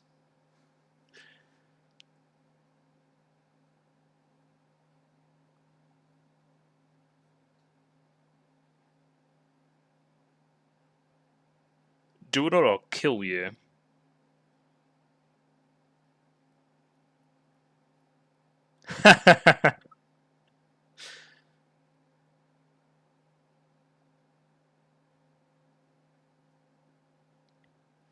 This guy gets scared at the drop of a hat.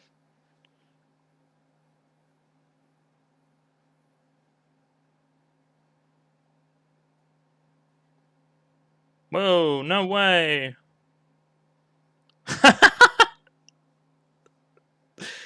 I had this grenade with me. Oh, just AoE'd. Does she still have clothes? Look at his face. No, she doesn't. Look at this naked fight. I need a friend? There we go. Sue, we work together.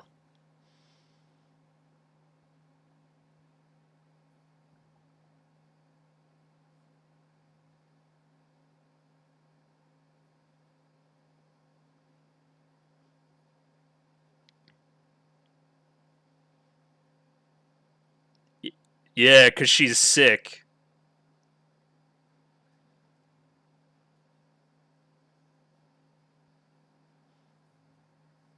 Go for the cane, my brother.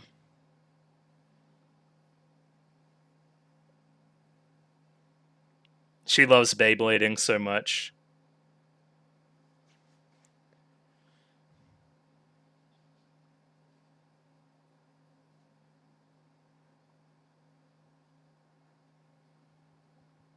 Call her Chris, you coward.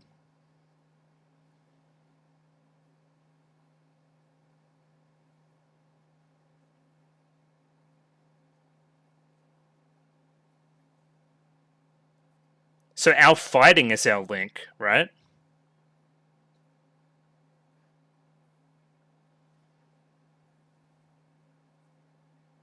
Exit stage left. Yeah, get the cane. That'll be huge.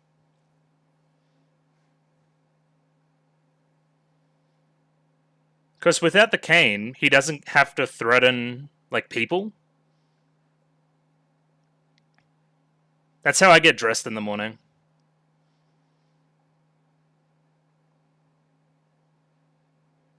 Yeah, righto.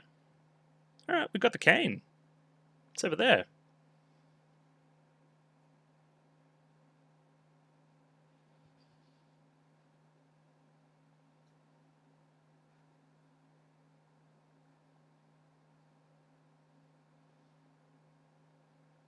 Oh. Call her Chris.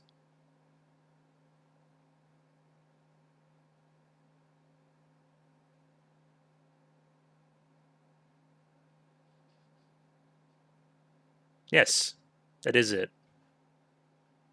Call her Hibiki. Call her Chris. Bro, she's holding out. That's crazy. Yeah, okay, fine. We resolved that. We're back on Team Chris. This guy's on like a hyper elevator. What's going on? No, Mari is on some different shit now. Oh yeah, she's dead. I forgot about this. Whoa. Oh, this is what we've seen with Tsubasa before. Like visually.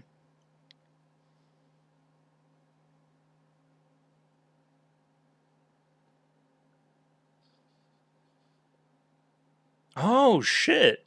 Really? Yeah, you're not Fina at all.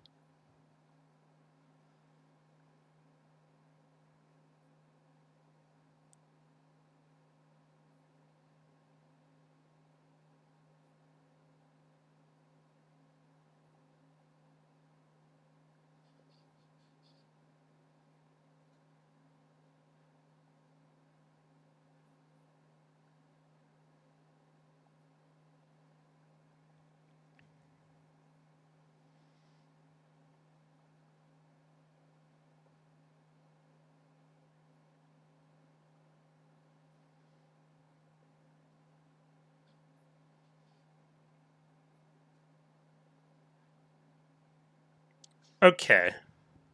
So it all came together there a little bit. That's kind of amazing. Oh, look at this clan ad shit.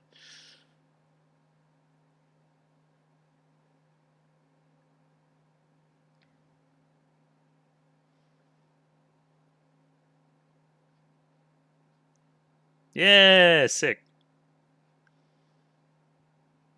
Yeah, I think that's what happened too. But it was more Ryoko than actual Fine, right?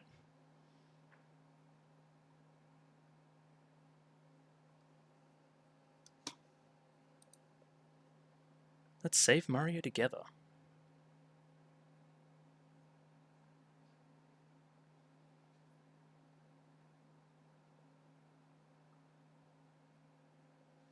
No, I can't. Yeah, I was projecting strength, but I'm actually weak. Oh shit, here's Ver.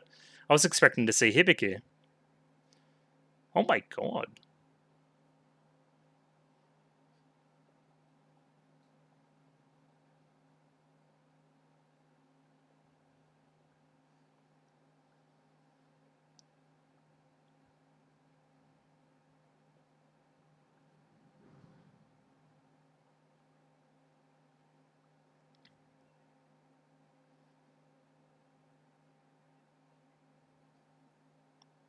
Yeah, what do you want to do?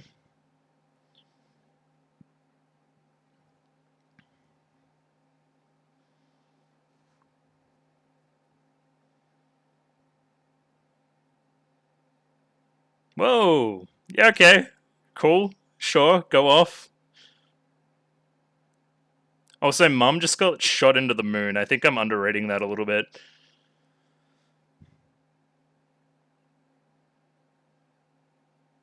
Here's my spear.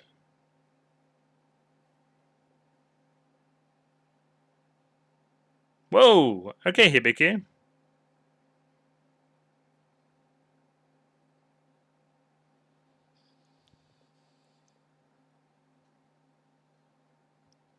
Yeah, we're gonna talk it out.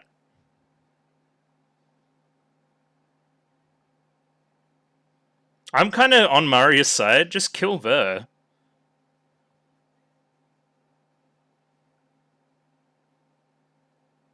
That's how serious I am, baby.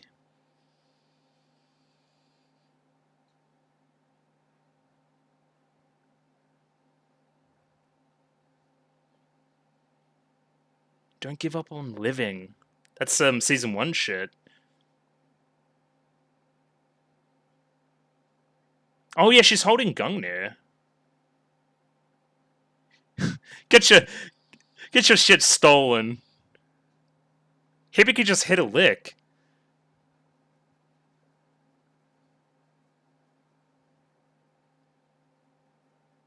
Okay. This is very hopeful. Oh god, they're exposing themselves in front of everybody.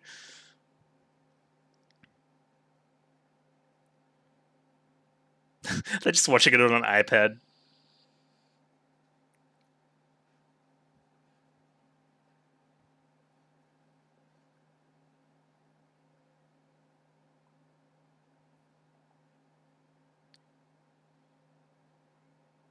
What is your song?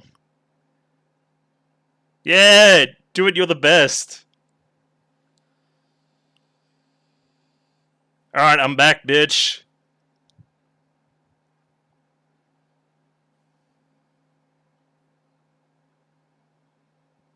Sure.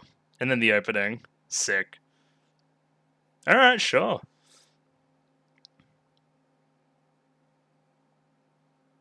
The Fine thing is so very confusing. But sure, we'll read the dialogue again. So Ver's just crazy. He wasn't Fine. But he has Fine-like traits. I guess the best interpretation is kind of that true, like, we're all Fine type idea. Interesting. This isn't where I thought it would go at all. And I've said that a lot, huh?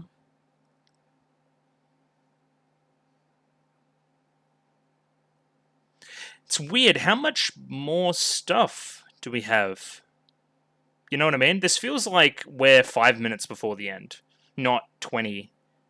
You know? I guess 5 minutes before the end of this conflict, maybe we're doing a bunch of epilogue. Maybe I didn't pace this as well as I wanted to then, because next week it'll be very epilogue-y.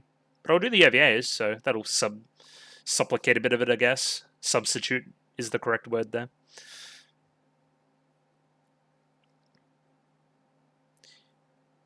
Yeah, that Zababa song. I'd imagine that's the Kirika Shirabe one. I keep on calling like Shirika and Kirabe. It just isn't correct.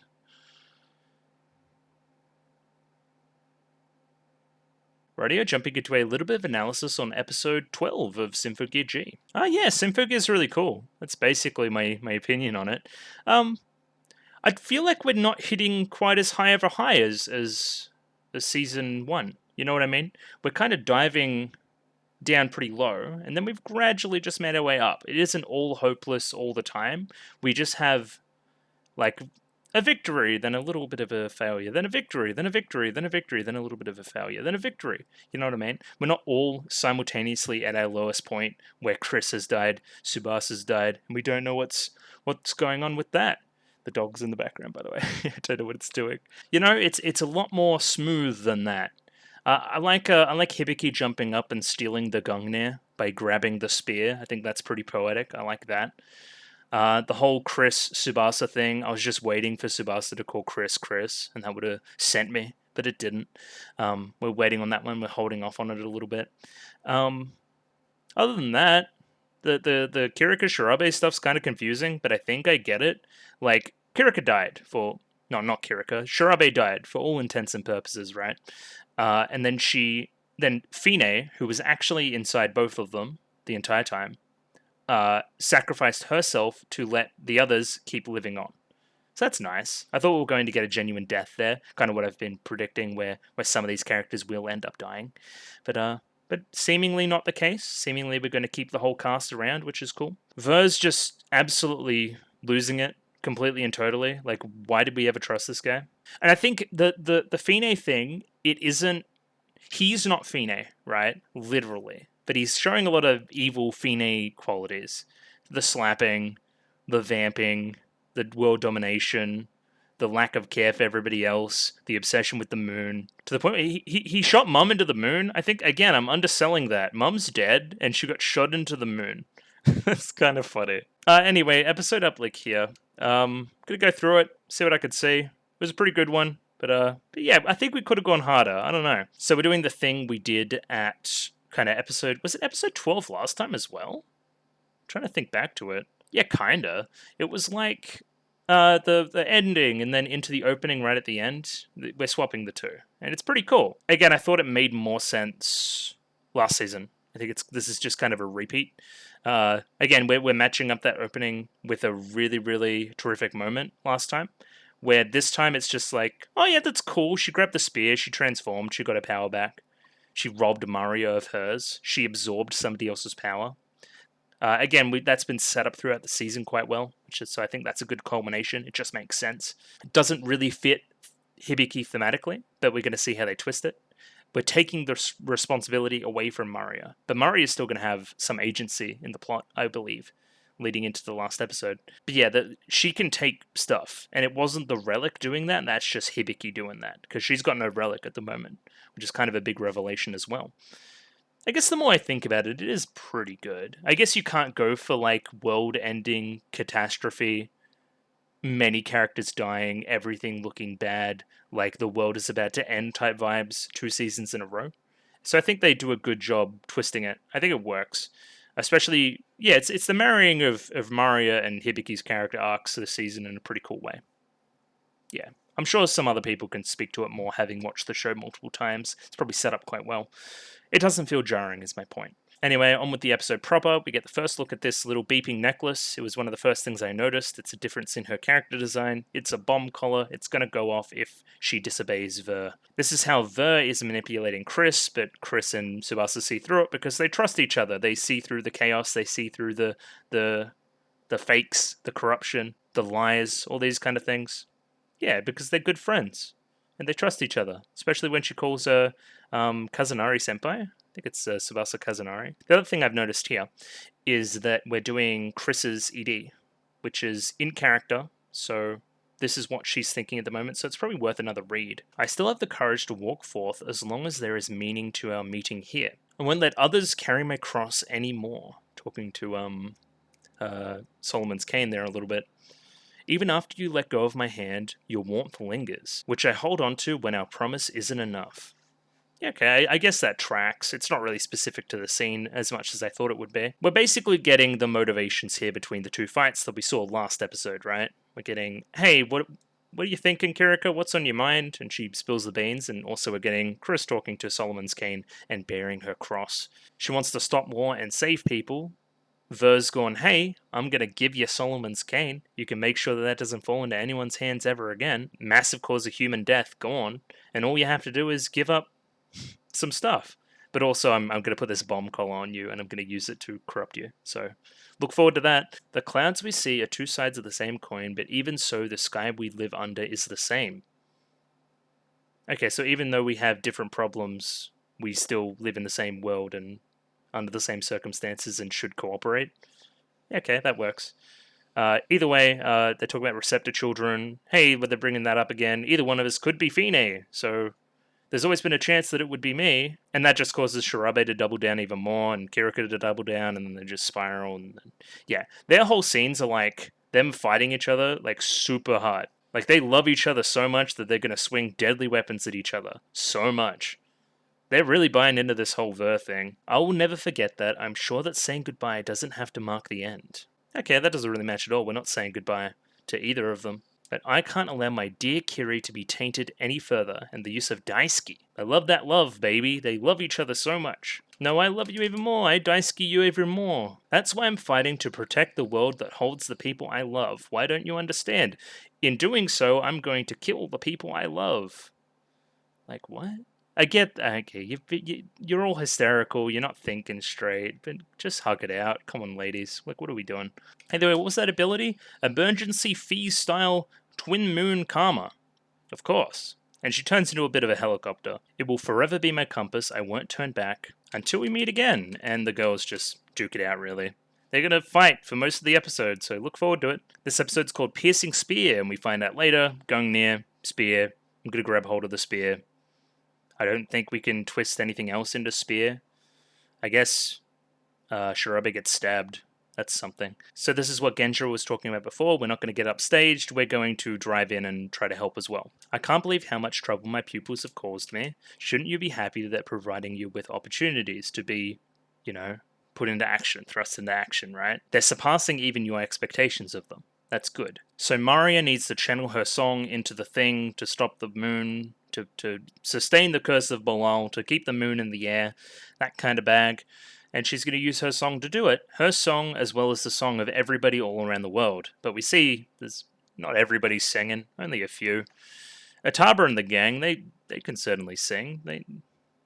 Let them have a crack, why not? This is basically the payoff for her arc throughout this. So let's think about it.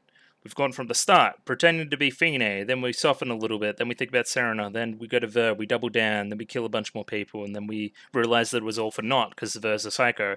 And now we're back here. This is her coming back up out of it again. It's her confessing to what she said at the very start. I pretended to be Fine, right? From the very start of the season. It's confessing to everybody that what I've been saying is the FIS is fake. It's coming clean. And in doing that, we're hoping to leverage some amount of support from the people around us. So I want to read what she says here as well. The crisis we face was discovered 3 months ago, but was kept secret by the American National Security Agency. This would cause mass hysteria and mass hatred of the US, by the way, but anyway. The Bavarian Illuminati and their associates also kept this a secret. I didn't know about this, but sure. That's because this truth was more than inconvenient. To the elite who dominated politics in the financial world, they kept this a secret from us, the people. So us people need to rise up and keep the moon from falling. I'd believe her. She seems pretty serious about it. But again, we see the classic Mario arc here, right? We see the projection of absolute strength and confidence into not being able to do it and breaking down a little bit. Just a real kind of little contained version of what she's been going through the entire season so far. The moon is an observational device created by the custodians, and this is a lot of what Fine was talking about at the end of last season, to disrupt the unified language of mankind. So again, Curse of Balal stays in the sky, stops us from communicating, stops us from speaking with the gods, which is what Fine wanted to do. The gods, the creators, the custodians, whatever we want to call them, the people that created them. Potentially there's some implication about Fine in the past with these people, I think. While the lunar attack damaged some of its functions, if those functions are restarted, it can be returned to a stable orbit. And then this is so funny. I don't know why I laughed out loud, but I'm sorry. Her spitting out so much blood as she super dies is very funny. Save the world with your song, and that's what she's doing now. I know you wouldn't trust a person like me, but we have to pull together for both Mom and the world, right? Save the world. Well, she really cares about the mum part, not everybody else cares, but you know what I mean. I forget if in the first episode she transformed in front of everybody as well. I forget. But either way, she reveals to the entire world that Symphogears exist as well, so that's cool. I think they already kind of knew. And then her song is really awesome here. The build-up's sick. It's very gothic. It's got that large choir feel to it. Feels like one of the most important things happening right now. I would sing along. She kind of kills it. For whose sake does my voice cross the land? For whose sake should my song exist? And then Serenade in the bottom. That's cool. I swore to myself I'd never lose anything again. Well, that's just not realistic. You're gonna lose. You're not gonna make it all the time. You may have to, team up. Let somebody else take the reins. Something like that. I'm also channeling this, so Serena's death wasn't in vain. I have to be something to justify her sacrifice. It's not what she was thinking when she did it, at all. She didn't care. She just wanted you to continue being you. You don't have to project so much strength out here. You don't have to save the world. You don't have to be the most important person to ever exist because of it. Just live.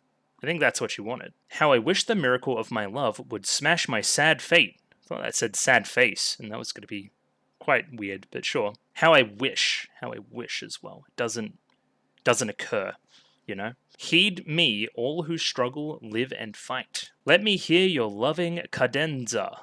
Her name's like cadenza, right?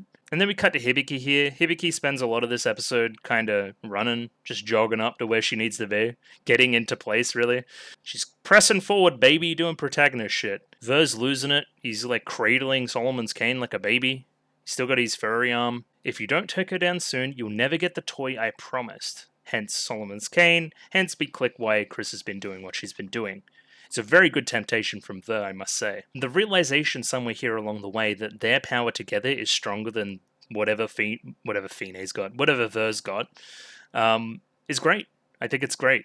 Like, we know each other, we know our power, we can beat this guy. That's where Tsubasa learns about the collar as well, and thinks, hey, that's something that I should probably destroy. It's probably something inhibiting her. Some of this is surely performative as well. Maybe not yet, but it is later on. Even if I have to drag you from the scruff of your neck, I'll bring you back to where you belong. And she turns on the senpai face here, which is great. She uses a different tact. It isn't that anger and, like, you know, force, militaristic, right? It's caring. It's, you know, I'm looking at you on a level. I see you, you know? I'll aid you however much you want it. That's my duty as a senpai. The tears start flowing. It's great. This is also with the knowledge that, hey, she mustn't feel that bad. She must still feel a little bit sorry for me because she shot me in a place that wouldn't be fatal. She's in a dark place. She needs taking out of it. She still clearly cares about me, so why shouldn't I care about her? Channeling on a Kanade here too, right? I can't fly with only one wing. Again, great. We're not doubling down on our Season 1 stuff. We're moving past it. This is something I should know, and we're going to use this information to then take down Ver. And then Kanade's voice comes back, which is great. Yeah, that's why not only I, but everyone else around you will help you too. Thanks, Kanade. Cheers. Again, the implication that it's the Kanade in Tsubasa's head, essentially. This is the best part of Kanade that she remembers. Very sweet. I think the implication here is that the beeping is increasing, and it's increasing the time until it will actually explode. So there's a time on what she's doing. She needs to act recklessly to get it done. But this is where Chris has her little redemption as well, calling Tsubasa Kazunari Senpai. The little pause here as well was fantastic. Like, I'm not sure about this. I have a whole thing about not calling people by their real names, and I have this whole Japanese language thing that goes over a lot of people's heads, and I'm trying something different for you because you're trying for me. It's great. Combination. That's also the hint. We get a sound effect as well that clues Tsubasa into what's going on.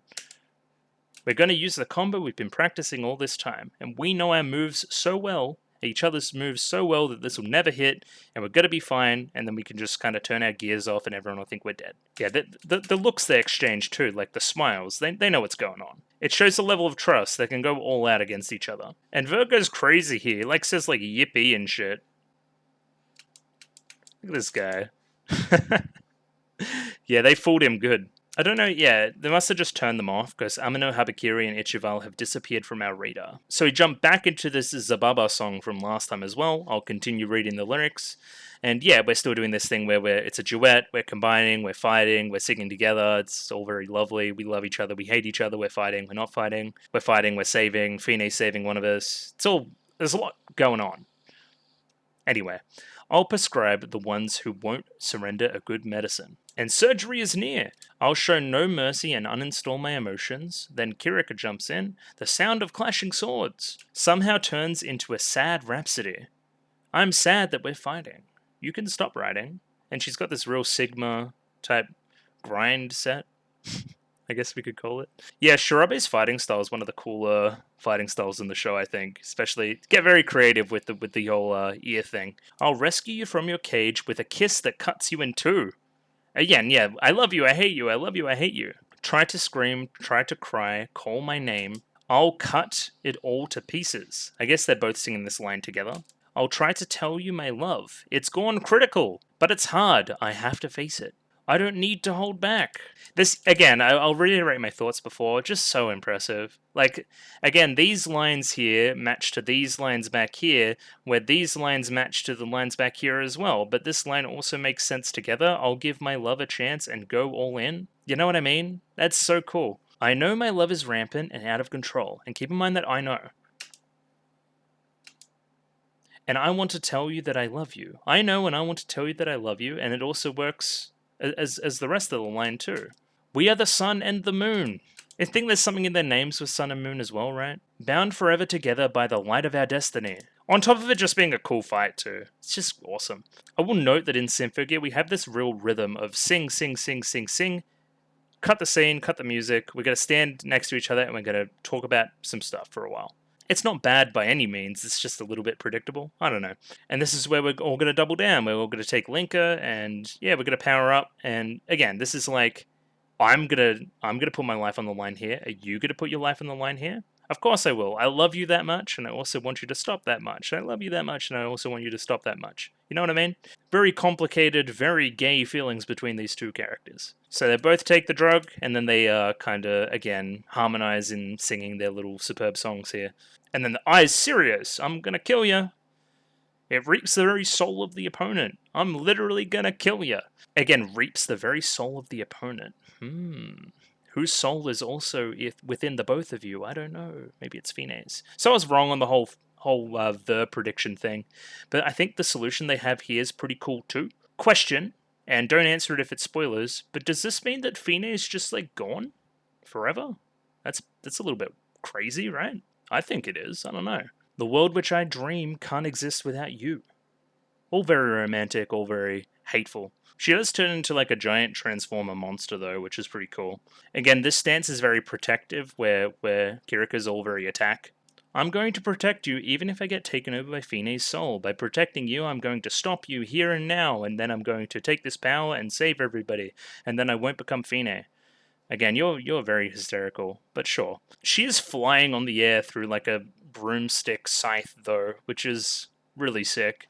I'm not going to lie. And the tears start to flow. I can't sing for that ideal, but that's the only way. There's nothing else we can do. Oh no, there's nothing else. Hibiki definitely doesn't have a plan at all. Also, Murray has already got a plan too. Maybe if you guys stopped here and sang with her, maybe you would have did something. I don't know. I guess you don't have an iPad with you. You mustn't fight anymore. Don't take the Kiri I love from me. This is still the implication that, hey, if you keep fighting, you'll become Fine. And then, hey, maybe I'm Fine too. Great revelation. I'm gonna die. This is my defense mechanism. Let's use it. I will note that Kirika's came out when she was protecting Shirabe, and Shirabe's just comes out when she's protecting herself. But by extension, maybe protecting the soul of Kirika? I don't know. It's weird. So I want to pause here, somewhere, wherever it is. Here. This looks like evil Fine Eye. I don't know. It's very soft. It's very much more a Ryoko eye later on. So that's my little theory, that maybe Fine isn't gone, because then our main antagonist of the series is gone.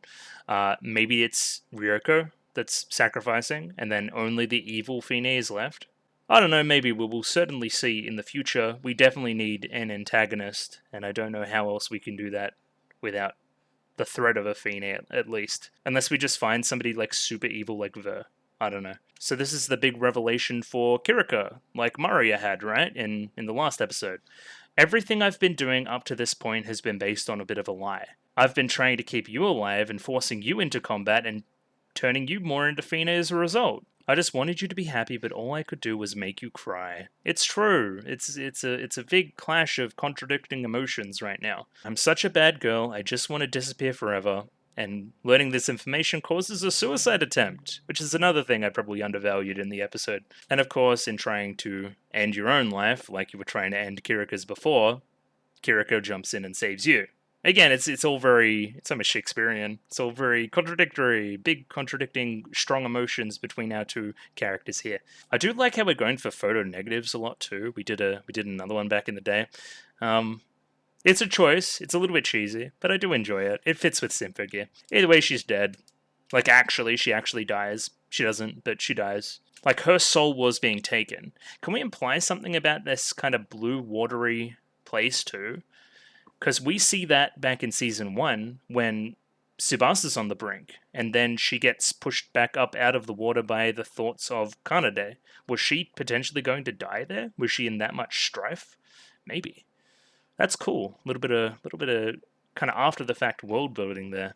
Hibiki continues to run. She has been running for a while now. We see the giant beam flying out of the building here, out of the frontier, and Mari is still singing away. Hitting that I proud oath. Big note there too.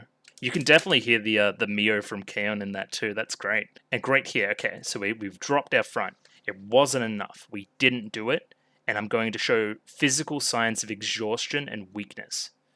This is what I'm really feeling. I'm revealing this to the public, essentially, right? In front of everybody. So take in the do not panic line from way back in the day. This was her telling herself not to show this side of herself to everybody else, to keep it hidden, to remain powerful in front of all the people that are watching. It's important that I project strength, otherwise how can I make this change? This is the dropping of that, guys. This is the point where she can't take any more. And it isn't enough. It isn't enough with just her doing it. So my song Can't Save Anyone, Serena. Yeah, get Itaba on the job. She can sing. Surely she gets a Symphogear by the end. Surely. There's some implication that she's potentially attuned a little bit. I don't know. It'll be fun. I think that'll be really fun. She's just like Becky and the others. She sings to save people. It's true, we're not so different, you and I. We use the same relic even. And even though she projects all this, she's still like Becky and the others in that she's just a high school girl. Or a little bit older, I think. She's just one person, is what I'm getting at, right? Just one person trying to make a difference. Symphogear users aren't needed in my future. He falls down and screams because he's Ver and he's a little bitch. And we get one of the best scenes. We actually get to trick this guy who's been tricking everybody else all along. Kind of actually steal something off of him. I love his there as well, that's great. As promised, I took down the Symphogear user from the second branch. And this little crumbling on here, yep, great. Like, we actually both took each other out. It's exactly what you wanted, and I'm in a weakened state. You can take me out. He originally goes straight for the collar, but the collar done broke in the fighting as well. So as soon as he doesn't have the upper hand with the collar, he struggles even more before realizing that, oh, I can use Anti-Linker and I still have Solomon's Cane, so fuck you, essentially. Anti-Linker always strikes when you least expect it. So, can we imply some things about him using Linker to control the frontier, and now maybe he's ingesting some Anti-Linker here? Or maybe Anti-Linker is going to be a solution to him controlling the frontier? Maybe, I don't know. I've always thought that, hey, if he uses Linker to control the thing, we've very much established Anti-Linker as a plot device. Why not use it? Chris says, to hell with all of you, explodes her clothes off and kills all of the noise, or at least a few of them. Big old AoE attack. And yeah, I mean, I like that you're covering up because, you know, YouTube demonetization and stuff, but I would be more focused on just saving everything. You don't need to cover up, it's fine. Ver also sees a naked woman and then screams out in terror because he's never seen one in his entire virgin existence. Anyway, Dr. Virgin. Either way, Chris calls out for her senpai, and Kazunari senpai responds emphatically, I would say. This is the background. The moment echoes towards perfection. Strength won't wane. Yeah, this is a great moment. I love the reveal here. Hey, we were tricking you. Stuff you. A blade that seems to cut apart the wind. Its beauty is that of 1,000 beautiful flowers. Extremely Tsubasa noises. The moon shone through the clouds at dawn. There was the idea of the clouds and the sky in a previous song as well. I forget if that was Chris's. Pain, go away from whence you came and leave us. And we get this little flashback to what actually happened before. My memory and my pride are in a single one of my slashes of thunder. So true. And we practice these combos together, we know each other's moves perfectly. We were in sync, we're a team, we know each other, we know we can beat this guy. Go forth, you raging and unthinking fire, dance to the tunes of God and die a death of glory. Bringing back this death of glory thing. Again, I don't think this song's new. I feel like I've read this before. But I digress. She's able to play along with my foolishness and the cut of the collar. I knew you were going to do that because we have a special connection. Tear apart the darkness with songs as your emotion and hold love above your head with pride. Why am I not going yet? You ask your heart, full of determination and courage. Great, yeah, extremely, happy Tsubasa. Except for the whole die a death of glory thing. We're past dying. Don't die for other people's sakes. I do also like exit stage left from Ver. That's a great line. Yes, my glittering blade, who risks all she has for those she loves. Stop them without complaints. A grain of sand and the mountain ranges, small and large. My blade will stop you. My blade will cut through you. I am a true sword. The sword that protects, not the sword that attacks. All these kind of things, right? All these ideas from Season 1 coming back. Chris put some clothes back on, which is good as well. Retrieved. That's one less thing to worry about. Sorry for taking off on my own. Yeah, extremely senpai kohai here. It's great. They should hug it out more. I was waiting for Tsubasa to drop the damn Chris. Don't call her Yukine. Maybe that's next episode, we'll see. But yeah, they should be closer now. That's been a bubbling under thing this whole season, this whole Chris Tsubasa thing. Even dating back to the concert. Like, hey, the concert, I supported you. Now you're calling me senpai. Now, remember what we had. We shouldn't be fighting like this. We know each other. We've helped each other in the past. We should be past this, right?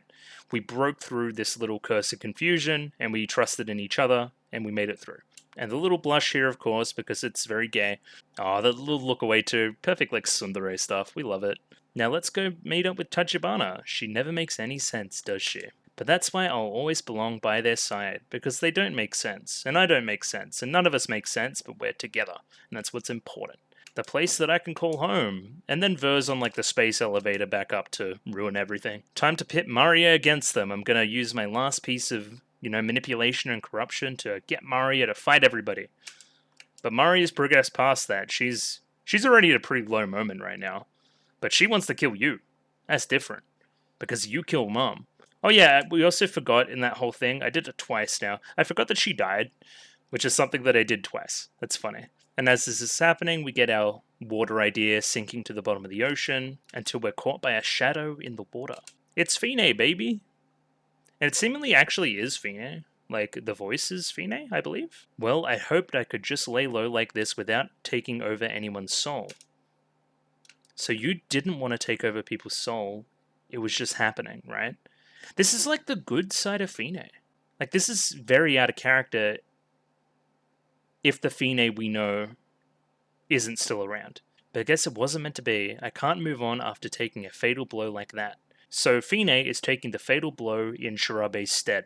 I want you to tell her, after playing the villain for millennia, I can't just become one of the heroes in this day and age. I want you to tell her. There was also the reflection of last episode, right? Where Shirabe said something to Hibiki, believe in the song of your heart, or something to that effect. And then it reminded Hibiki of Fine. So there is something in that. But not specifically Fine, the Ryoko part of Fine. Right? I don't know. This is all very strange to me. Those of you who live in the present should handle this. I shouldn't come out of the past and change things again. You guys should sort this out. I'm not going to interfere any longer. It's not a ghost's place to talk about the living for the future. To talk about living for the future. This is like real, genuine 11th hour. I'm like uploading this video very soon. Thoughts? Isn't part of the whole thing with this season is that they didn't know that they were making another one. So making decisions like this with Fine would make sense with their context, meaning that this feels really finalistic, even though I know in present day that I have 3 more seasons. They didn't know such a thing. So they had to make drastic choices around Fine, and that could change going into the next season.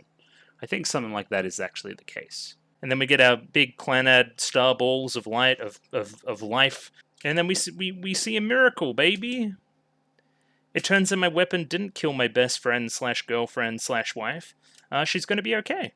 So this is great. Seemingly, these characters aren't going to die, which is nice. Seemingly, Maria isn't going to die, which is nice. Mom has already died, which isn't so nice. But they're going to be continuing in the show. I like that. I enjoy their presence on screen. That's good for me. I like this. And hits it with the G immediately. That's the indication that it's actually her, and that, yeah, it's not Fine. Fine didn't come back, it's me. And they hug it out. Finally! We need to hug it out more on this show. And now they're going to turn their attention to saving Maria, something which Hibiki is already on her way to doing. So we've seen resolutions between Tsubasa and Chris, and now Kirika and Shirabe. So the only conflict left is fuck Ver. Let's kill Ver. Let's make sure he's dead in a ditch. Yeah, I'm seeing a lot of connections between this and Mio from K-On! For sure. Again, the VA definitely has a role. So she can't bring it together, she can't sing another time to try and save the world, and Ver absolutely, like, hyper slaps her. I can't have my way unless the moon falls. So I can't control the rest of the world with the power that remains. I can't eliminate some of the population unless the moon falls. I gotta make it fall. It's almost like he's been trying to do the exact opposite of what you guys have been doing the entire time. But I digress. So she pleads with Dr. Ver to do the right thing and sustain the curse of Balal and keep the moon in the air and don't let everybody die. If you want to activate the lunar ruins so badly, can you fly up there and do it yourself? And then he shoots Mum into the moon, which is so funny. I love that. So this whole the bleeding from the mouth has been a huge red herring the entire time. The way she dies is actually just getting shot into the moon. That's so funny. It wasn't to do with the disease at all. And then he starts saying some absolute manifesto shit. Like, let's reduce the population, and I'll be supreme ruler of everything. I'll become a hero among heroes, beyond heroes. I'll become the best hero. I am hero. By killing everybody. Anyway, Ver's kind of nuts. And I do truly, truly hate the man. And then Maria pulls out the spear. I'm gonna kill him, because he killed Mom. If you kill me, you kill mankind. And then Maria still goes for it. Ver's a little bitch, so he screams, and Hibiki jumps in the way because she's a Chad. No, I'm not just a relic fusion. I'm Hibiki, baby. And I'm here to talk. Finally, just have a chat. We're finally just going to talk it out. We're going to hold hands and sing Kumbaya. There's nothing for us to discuss. I'm going to kill Ver. And again, I'm on Maria's side. I want Ver to die. But thematically, they're right. We shouldn't kill Ver. Killing's bad. Blah, blah, blah, blah. You lose your humanity when you take the life of another. Even yourself. And Hibiki prevents that the only way she knows how, by fucking grabbing onto it with her own hands. Her own armed gear. Just her hands. She stops it. Despite the pain, she takes it on. And she absorbs all of the responsibility. So don't give up on living. Don't give up on living like you are right now by losing who you are, by killing this man. And she sings a little Symphogear song by yelling. And she absolutely just robs you of all your power. And the big Disney music swells up and it all expands outwards, all the pixie dust. And oh god, the music, and everybody's commenting on it like they already know what's happening, and their bare asses get exposed to the entire globe. Like, I agree, yeah, it is a little bit provocative. Can't show that stuff on TV. What's going on? This shouldn't be possible. Fusions aren't meant to be compatible with other relics. Like, you have your own relic, you can't use somebody else's. Is this the power of your song? The power of the song of your heart that doesn't even have the relic in it anymore, so it's just Hibiki's power? What is your song? And then Miku's like, you're the best, Hibiki, go get him. Alright, maybe the build-up here is better than I said it was. It's actually pretty good. And she takes it all on her shoulders, all the responsibility. She's going to fight everybody. To the death. Well, not to the death, that's the whole point. She's going to save him without fighting. Piercing spear, Gungnir! And then she screams it. Big old freeze frame, big old Pokemon freeze frame, and then into the opening. ED kind of thing. Yeah, that's great. Yeah, it's a really great setup, really great payoff. All the kind of everything in the episode converging to this one point where Hibiki does what she's been doing throughout the entire season and saving people, taking responsibility, fighting when she has to, holding hands when she has to, finding a nice balance between the two. Saving Maria, saving Ver, saving everybody. Yeah, it's great. It's great thematically. Pretty good build-up, pretty good execution. I probably still like Season 1's better because I went crazy that one. That one was actually insane. But yeah, it seems like we're going to do a lot of fighting and epilogue-y stuff next week. All in all, yeah, just great episode, great developments. Ver still sucks. I wish him nothing but hell and destruction. Seemingly everyone else is made up with each other. We're going to have a few little epilogue-y conversations with people. I wonder if we're going to take that next step and Ver's going to become like a super giant demon, like Fine did in the end of episode 13 of season 1. But yeah, I don't know. I don't know where we're going. That's kind of crazy. I guess he's going to use the frontier because he's still the one that has he can still do the power. Yeah, but a lot to like here. I think the musical moments with Kirika and Shirabe are one of the highlights. Absolutely. What a song. Honestly, what a song. And yeah, I love the connection between Tsubasa and Chris that they've established now. Apparently Genjiro still has something to do with what's going to happen because he's on the island, he's up on the frontier. We're still raising as well. I wonder how high we'll go. I wonder if we'll need to skydive off. We will see. But yeah, great episode. I really enjoyed it. Can't wait for next week. We're gonna kind of see what happens. It's not as much of a cliffhanger as last week, which is nice as well. I can kind of sit safely knowing that, hey, next week we're gonna finish Symphogear G, I should say, and the OVAs. And yeah, I look forward to that next week. Just got to do my shill stuff quickly. If you like the video, consider liking the video. If you like the video and want to see more, consider subscribing to the channel. Comment below anything you thought about the episode, anything I could do to improve my presentation, comment below. I'm doing follow for follow on Twitter, so follow me on Twitter if you would like me to follow you back. And the Discord, join the Discord, love the Discord, talk about Symphogear on the Discord, link me the right promotional materials on the Discord. Explain different scenes on the Discord. I found the tie stuff quite fascinating. And yeah, all in all, thanks for watching, and I guess I'll see you next week for the finale to Symphogear G. Radio, I'll catch you next week for more Symphogear.